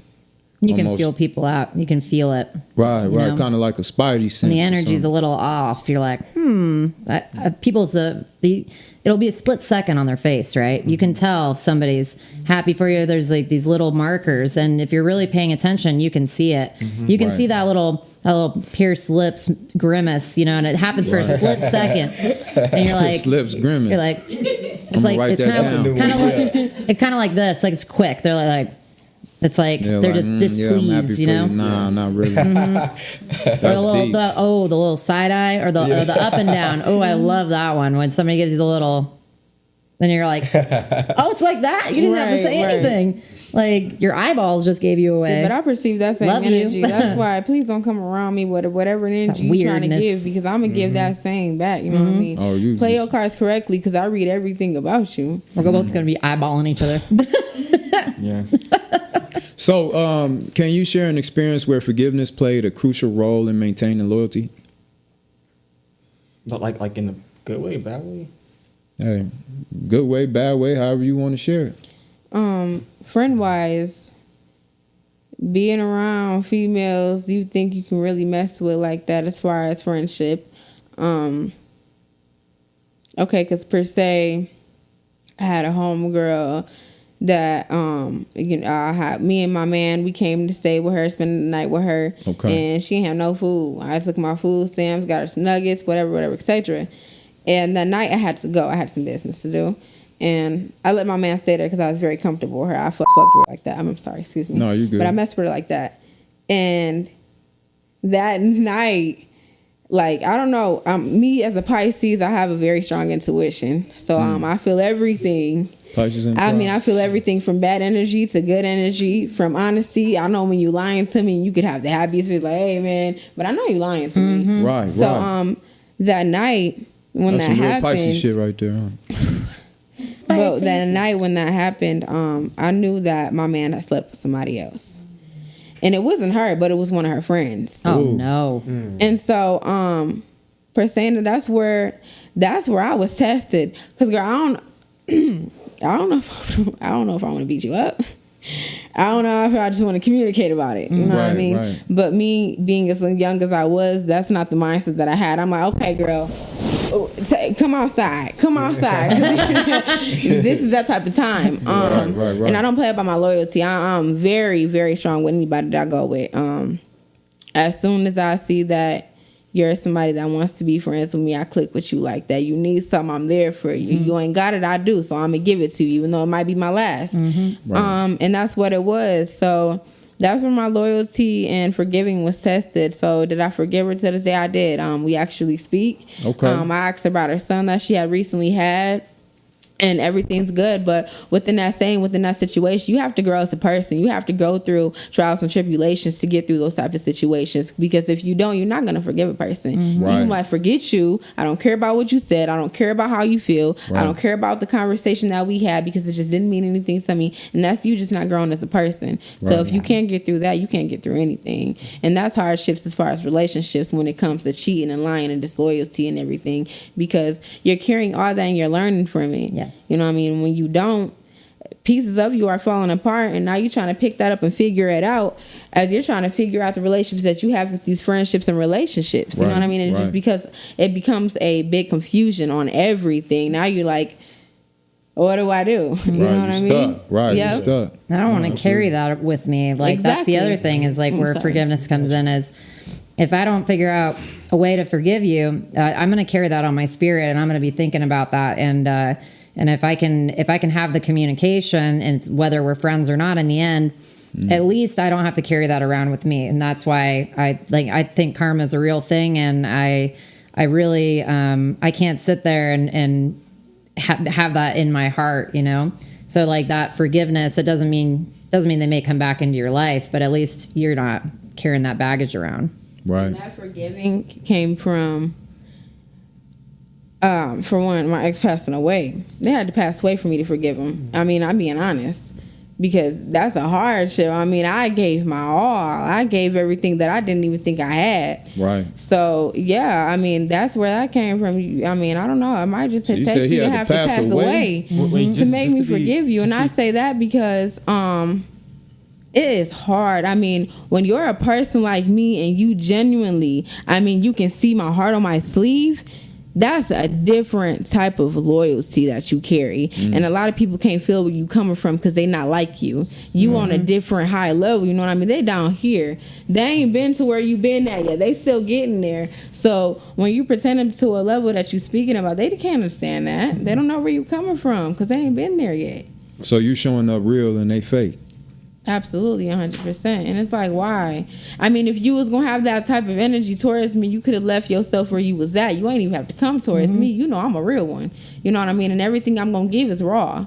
So I feel like it's more work to be that way too. I'm like, they're doing all these mental gymnastics, jumping through all these hoops, trying to fool me. The whole time I'm watching them. Gymnastics. I'm watching them like, hey, back and forth. you got this. You got And I'm this. sitting there, I'm still, you know, because I'm not trying to be anything other than what I am, you know. But I I'm like like, how it's she put that embarrassing to one. watch because they Mental think they're gymnastics. fooling you, and Exactly. I'm like, you can't Honey, really fool me. It takes a You cannot lot. fool me. Right. I mean, I'm just gonna watch you squirm. I can't even say as an astrology That's so embarrassing. sign because I ain't even gonna get too deep into that. But not even an astrology sign, just me being who I am as a person. You cannot fool me. I done been through too much in life to not Right. understand where a person is coming from with the energy. If you're just trying to use me as a benefit, if you're just trying to play me, if there's roles to this, if there's cards that I ain't seen yet, but I know the deck, you know what I mean? Right, right. Oh man, Speak on I like it, right. observing them too. The observation, I'm like, now I've got a microscope on you, and I'm watching you as much as you're watching me. But you think you got one over on me? That's what I'm always And like. I'm people say- like, that's cute. I'm listening. Yeah, that's I'm real listening. cute I'm when they sorry, think they got one over on you. Oh yeah, you But know, I got the backup play set up Yeah. right You know, nicely for you. people I'm like, think, oh, tell me more. Tell me more right. of this little illusion you're trying People to do. say that, That's tell real them talk. themselves. That's real talk. you know,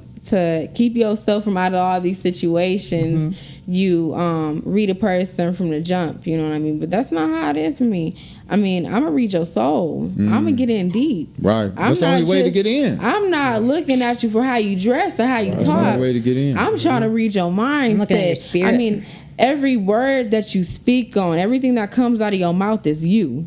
So I'm reading that. I'm analyzing everything about you from the way you move your feet when you talk about this conversation. I'm trying to see how you move. How they speak about other people. Yeah. Oh man, Yeah, that's a and dead the ringer. You're like, oh, energy- you're gonna do me like that. Right, right. And the How they energy- speak about other people. Yeah, and the energy, you can pick up on that. I mean, when you're a person like me, a very different individual, you can catch on to simple things like that. And that's what you see as simple because you are who you are. Yeah, you've had those experiences and you've internalized them and you've grown to a place where now you got a heightened sensitivity. And that's actually a superpower that you're Oh, speaking yeah, about. it is. It's really a superpower because a lot of people who haven't endured and experienced a lot of hardships, trauma, and pain, they don't understand what that is. Right, And it's only to those who have undergone extreme amounts of pain, trauma, and hardships That that can really they shed that old self and they rise up almost like a phoenix out of the ashes, right? And your sensitivity to the people, places, and things around you, it emits an energy. And when you truly in tune with that energy, you understand and know when something is real and when something is fake. I share that same energy with you, so I understand what you. you're talking about. Thank you. And a lot of people ain't tapped in on that. No. Yeah, but the stressful part about that is you would think that a lot of people are in tune like that. Right. But No. or at least half of the world, but a lot No. of people are not. Then that's been kind of stressful for myself. That's why I like she said, you can see it like even in a conversation, like a 5-minute conversation, it's like Right. I already know where That's all I need. 5 minutes that's all with I you. need. Okay. Not Yeah. even 5, maybe just 3 Yeah, seconds. 3 seconds. Yeah, 30 seconds. first few words, I'm already though. there. Maybe just when you Right. walk You up already on me. on beam, yeah. Oh, yeah. No, I like that. I like that y'all shared that and brought that out. Thank you. So let's continue on, shall we? How do you set boundaries in relationships while maintaining loyalty? How to set boundaries? How to set boundaries? Right. Boundaries is a Right. serious thing that I see nowadays a lot of people don't believe in and don't practice regularly. And Oh, it's, yeah. it's truly disheartening because I see a lot of people get misplaced for the simple fact that they don't love themselves enough to even express personal boundaries. For me, disrespect is a big one. If somebody feels comfortable to disrespect you right off the bat, that's a hard boundary for me. you know, it's fine to like play around and you're goofing around, but like if you're really like genuinely trying to bring me down, or I'm going to notice that right away, that's going to be a big turn off in any relationship, because, you know, you don't want somebody to, you know, kiss your ass or whatever, but like at the same time, it's like we can both be respectful of each other's feelings without like, you know, picking on each other. And some people do that on purpose. They're like, you know, well, I have to do this because you're just, everybody feels a certain way about you. So it's my job to humble you, or it's my job to bring you down a peg. You know? I've heard that before. In the streets, they call that sneak dissing. Mm-hmm. Right. Note that, sneak dissing. So for me, that's a big boundary in relationships. And it's like you said, you can peep it in the first 3 seconds. Friends do it too.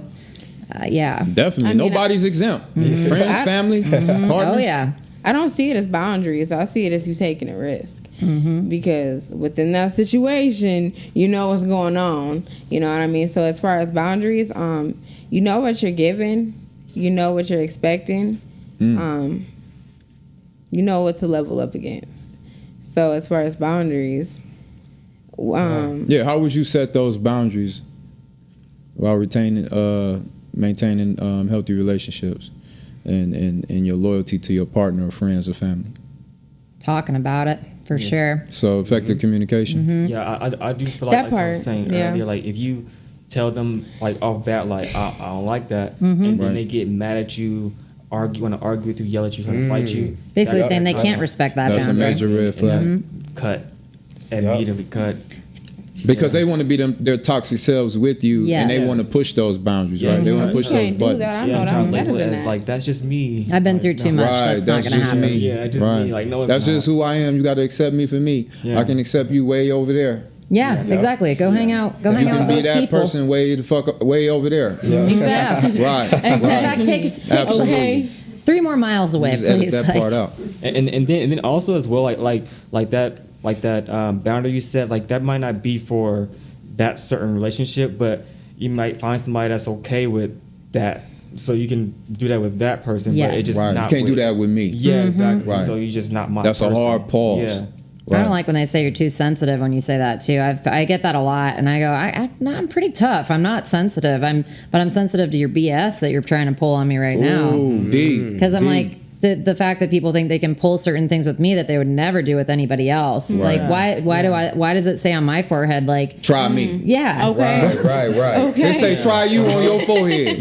I said, okay. Ain't that something else? I said, you don't want to do that because I'm just painfully honest, you know? Right. Like, I might hurt your feelings in the process, but it's not because I want to.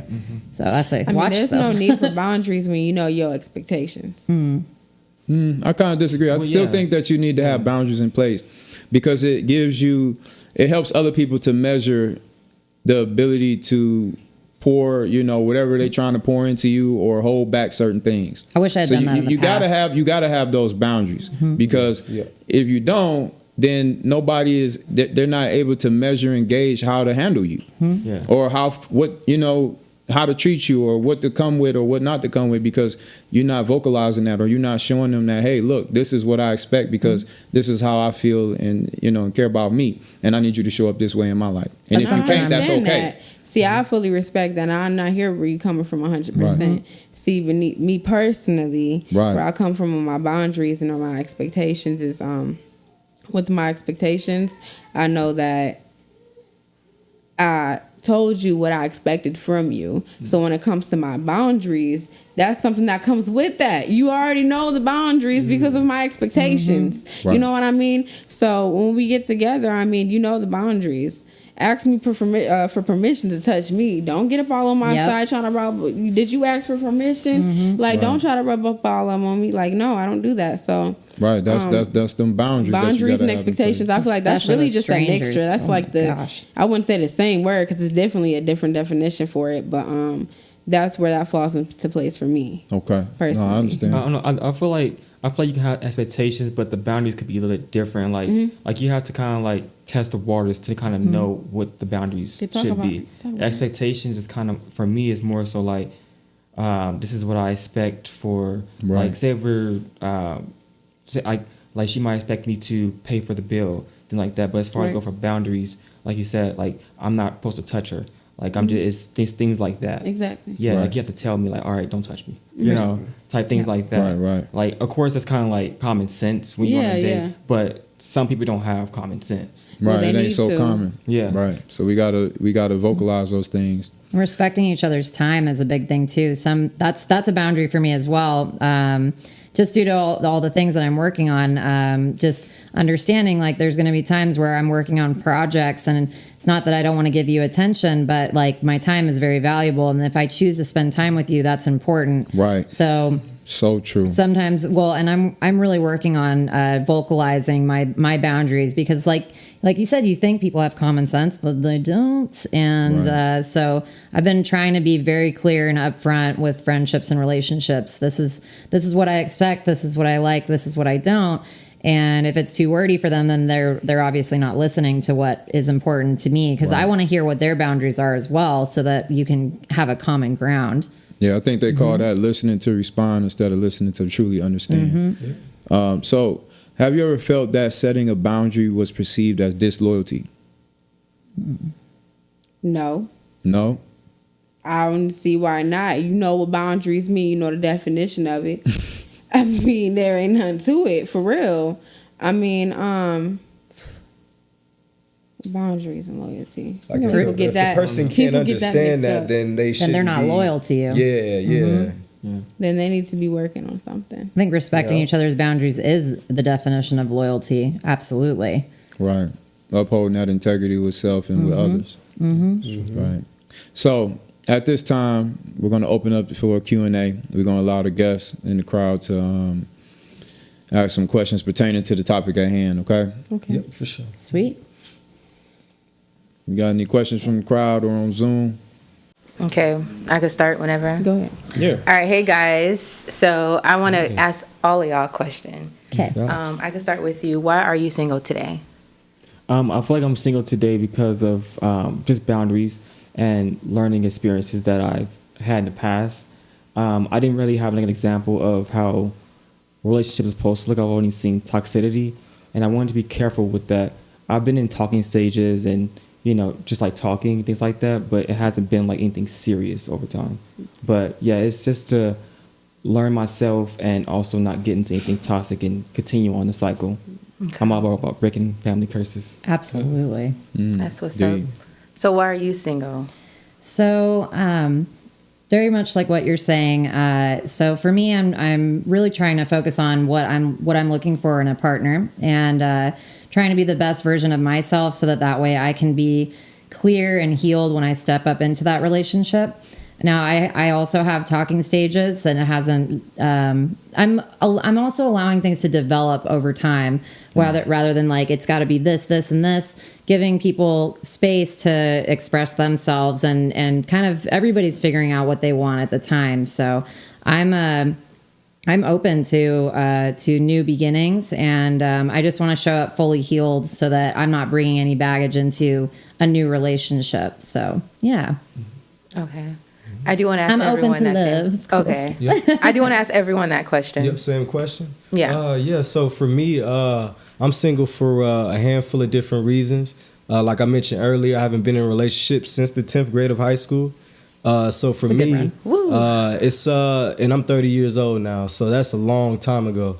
For me, it's been, I haven't found that person, and I don't really devote too much energy into just one person, just because, you know, I'm an energetic person. I've always been a vibrant person. I don't contain myself in a box. I personally feel like God has not allowed for that person to enter my life. So I just haven't found it. Yeah. Okay. And how about you, love? Yeah, I'm single because I want to be. I'm single because I know I just can't do it. Obviously, pertaining to the stories that I've shared with y'all, I cannot have a relationship because of the fact that I'm too into it. I'm so into it that I start losing a part of myself. Maybe because it's just not good love. But I'm maintaining myself with where I'm at because I love it. I love that I'm happy. I love that I can love myself. That when I wake up in the morning, I'm not feeling like, dang, maybe I should lose weight. Maybe I should gain weight. I feel like that I'm perfectly fine. So that is why I'm single. Mm-hmm. That kind of answers the second question I want to ask y'all, but maybe like someone can answer it. Okay. With y'all being single, do you feel that a person will come and validate you so that you feel like you're healed and you're ready to move forward? Good question. Sorry, go ahead. You first. I feel like in a sense, yeah, because you can't just fully heal on your own. You have to have your partner tell you, like, you can heal with your partner as well, because you have to get those experiences with them, and that's just the other half to it. But for me, I feel like the first half is just to learn myself as a full-on man first, and then be ready for my because I want a wife. I don't want to be in just like here in a relationship. I want to be a husband and have my wife. So yeah. Okay. Deep. Can you ask the question again? Okay, so I was wondering, do you feel like there's a person that can come into your life to validate that you are healed and you're ready to start dating again for marriage or whatever your goal is? Very good question. I actually, I feel a little bit of the opposite. So I feel that the way I'm working through what I'm going through is I'm the only person that can validate myself to be ready for a relationship. And I'm in this realm now where I finally feel like I can stand on my own 2 feet, running my own business. I've got a lot of things going on, and I feel very strong and ready for that person. So yeah, no, I don't need another person to validate me and to make me feel ready. But I do agree with what you said is like we can heal together. You don't have to be perfect. Nobody's perfect. But that's how I feel is like I've decided I am ready to meet that right person, whatever that means, right? But that's what exploring everything's all about. So yeah, that's how I feel. All right. Yeah. For me, validation, anything is possible. So it could be somebody out there that can help you validate that. But I do agree with Sarah as far as you have to. You validate yourself, then it makes it a lot easier for somebody to come and even improve on that validation. So it can go both ways like that sometimes. Yeah. Mm-hmm. Can you answer it too, Love?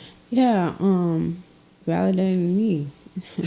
Look, because I really don't focus on nobody else until I know they focus on me. So yeah, that's just where the validation comes from. Me loving myself, me knowing that I'm ready for it, just like they were saying, knowing that you're healed and that you're ready.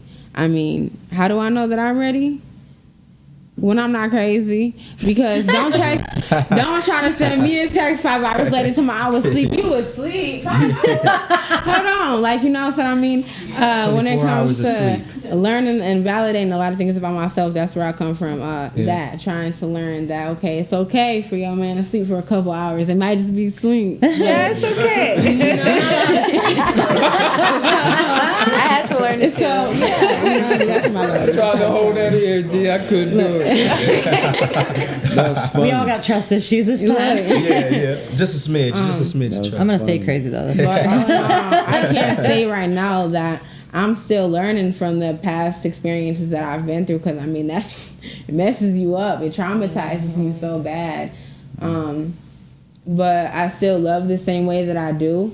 I have my issues because I'm like, hey, hold on. I've seen something I've seen before. I don't know if this is about to happen again. But I know that with me being who I am, I love hard. So I ain't never worried. What you do to me, somebody is going to do better for me. So I ain't, that's I love how you put that. Yeah.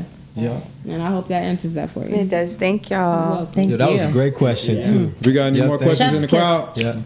We got one in the back corner back here. Keep them coming. Appreciate you, Joe. Nice. Keep them coming. I haven't had this kind of self-reflection in a while. I'm a love girl, though. I am super curious on if you guys think that your past experiences that shaped your ideals around loyalty have made it harder to find the relationships that you're looking for. Hold on now. Yeah. I feel like it did, but then it kind of helps you weed the right people out. Yep. Mm-hmm. I think it's definitely strengthened my confidence in finding somebody that's more compatible for me. And when I was much more unhealed, crying on the floor and everything, I thought, I'm never gonna meet anybody. I just realized, I was like, no, it's just like it really does weed out people who aren't really meant for you, and that's really what it comes down to, because that person might be good for somebody else. Right. Just because you like them, you want to collect them up, but your wife's out there somewhere, it ain't me. So for me, I think it's made me have better discernment in relationships, and it's helped my friendships as well. So right. I think I believe in love, guys. It's gonna happen. So I really feel that. Yeah. Yep, that's dope. My analogy to that question is like, who wants to be a millionaire? That when they give you that, if you want to cut it in 50-50 questions and you got 1 and 2 instead of 4, that's how that is. It helps you know how to differentiate now what you want, now what you're looking for. Now you can take that 100 people list and now you can put that down to 5. Thank goodness for that. And stuff like that. Yes. I ain't for everybody. Now y'all know. See, for me, it's hot. That just helps you learn all that toxicness, all the hate, the dangerous situations that you put yourself in trying to love. That's what you learn from, and it gets deeper than that. You know what you don't like. I'm gonna just stick to saying that's what you learn from, because it really is. I mean, I can't say there's nothing else to it, because there's a lot, but that's where I come from. Being aware of other people hurting me, that's how I know. Because I mean, it's probably weird to say, or I mean, some people can understand where I'm coming from, but you've had the same people. I mean, one person lies to you, got the next person that lies to you. So once you get used to those people lying to you, you know what's coming. You know what I mean? You know what you're surrounding yourself by. So that's where that comes from for me. Thank you. Any more questions from the crowd? All right. Yes. How y'all doing? Hello. Hey. All right, now, just pertaining of talking on the topic of how y'all was dealing with your toxic past relationships, how can you stop yourself from letting what you dealt with, experience, like basically the person that you dealt with in the years that you dealt with them, the toxic things that they did with you, just made you like just assume all the time with the new person, or you're on this, you're on that because I dealt with it. How do you cut that off where now you can actually realize you do got somebody good in front of you? Right. Great question. Going through all that bad past might even push away the good person that's right there in front of you, because you're not aware, because you still looking in the rear view. This is something I've been thinking about a lot lately, actually, and for like what we were talking about before, forgiveness, right? Like, people can only meet you as far as they're able to. And definitely before I was feeling more stitched up and everything, that you do feel like that. You feel like, oh, I haven't talked to this person in a while. But it's daily practice, really, of like trying not to get caught up in the what ifs, and also knowing that, hey, that this new person, they could do you the same way. You can't control people's actions. All you can control is how you show up and how you communicate and how honest you are. And I don't feel jaded from my past experiences, and I wish those people well. I wish them well, and it's made me much better in my newer relationships and how I can be a more caring person. But no, it's always going to be in the back of your mind. But I just have to pump the brakes on it and just be like, okay, like I'm overthinking this, like, and then what happens? Then you get a little message from them, or and I'm like, oh, going crazy there for a second. Don't jump the gun. Huh? I was like, don't do the thing, don't do it. So don't jump the gun. It's a practice thing. Give people space, and just if they're gonna do what they're gonna do. So that's how I feel. I think personally that when you spend enough time with yourself, and you allow that space and opportunity to learn you and build that confidence within you and build those boundaries, not necessarily walls, because we tend to build walls when we go through these traumatic experiences that are hard to break down. And we almost put ourselves in a fortress or a locked box. So now when we experience new experiences with people, they can't even touch you because you're untouchable. You're Mr. or Miss Unreachable. So therefore, it's extremely hurtful. It's self-harm. Yes. So we got to be mindful of that, right? Spend that necessary time with ourselves, doctor ourselves up. Absolutely. And then get out there and, integrate and start, building new relationships and new experiences with people. Because what we don't want to do is cause self-harm by trying to, mask our traumas with new experiences and then fumbling the bag, so to speak. And self-sabotages. Now you done messed up a whole new situation because you said, oh, that's that thing I remember the other person did. Yes. And it's in your damn head. It's a false reality appearing real, right? Yep. Yeah. So we got to understand that too. You don't want to be so hard pressed like defense to where people can't even reach you on a level of, you know what I'm saying? Just like, hey, I'm just trying to build a connection with you. I'm not 2 guys ago that then did such and such to you. You understand? I'm a whole new person, so treat me accordingly, right? And that's that can go either way for men or women. Absolutely. So let's make sure that I'm like, who hurt you? It wasn't me. Right. I know you guys. Be self-aware and hold yourself accountable, right? Yes. Yeah. And not be so quick and overly stimulated, overly sensitive to the point where you lose out on a great thing or a great person because you too in your head and your feelings about some shit that happened 2-3 years ago. Absolutely. Or it might have happened 6 months ago.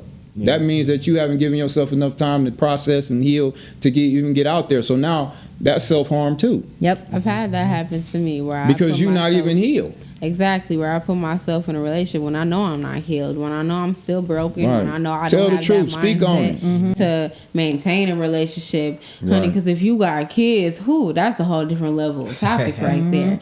Like knowing that you're bringing yourself into that type of situation with a person that has children as well. You might just want to step back and think about yourself because you're not bringing that energy and that mindset on just the person you're in a relationship with, but they're carrying that same energy onto their child. You know what I mean? They wake up to give them love every day, but they're not going to feel that same way if you perceiving that a different type of energy onto them. You know what I mean? Y'all sleep in the same bed. Y'all love on each other. That energy is being given through every connection that you can think of. It's being passed on. I mean? So especially with children being inside a relationship, like that's something that needs to be spoke about because people, they don't think about the kids a lot of the times. Like, okay, well, I'm gonna go cheat. I mean, the kid ain't got nothing to do with it. I'm still gonna want to do what I want to do, but they don't understand, like, moms, they don't have the energy to wake up and make their kids cereal in the morning. They don't feel like getting up to make their bed or brushing their teeth or going to take a shower or getting cute or getting themselves put together, all because of the fact that this relationship was dragging them down. And that's what a lot of people don't see. A lot of people come with kids and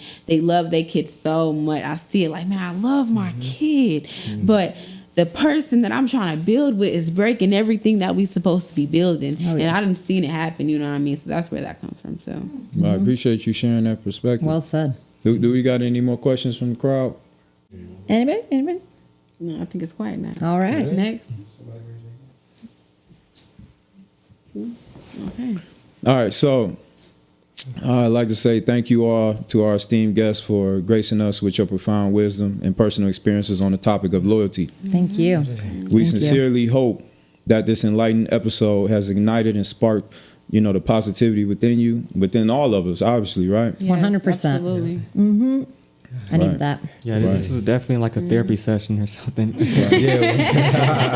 I feel a lot better. How about you guys? I feel so much better. Right. Inspiring a renewed perspective on loyalty in relationships. It's crucial to remember that loyalty is not a static concept, but a dynamic force that evolves and grows with time. Let us embrace this journey of love and commitment, cherishing the beauty of mutual trust and understanding. Together, we can foster a more positive outlook on loyalty among men and women, creating a world where relationships thrive, flourish, and bring immense joy and fulfillment. Remember, we stand by your side, ready to support you every step of the way as you navigate through the intricacies of love and loyalty. This has been the Push Podcast. Until next time, take care and keep spreading light. Thank you. That's a wrap. That was beautiful, guys. That was Yeah, really it nice. was.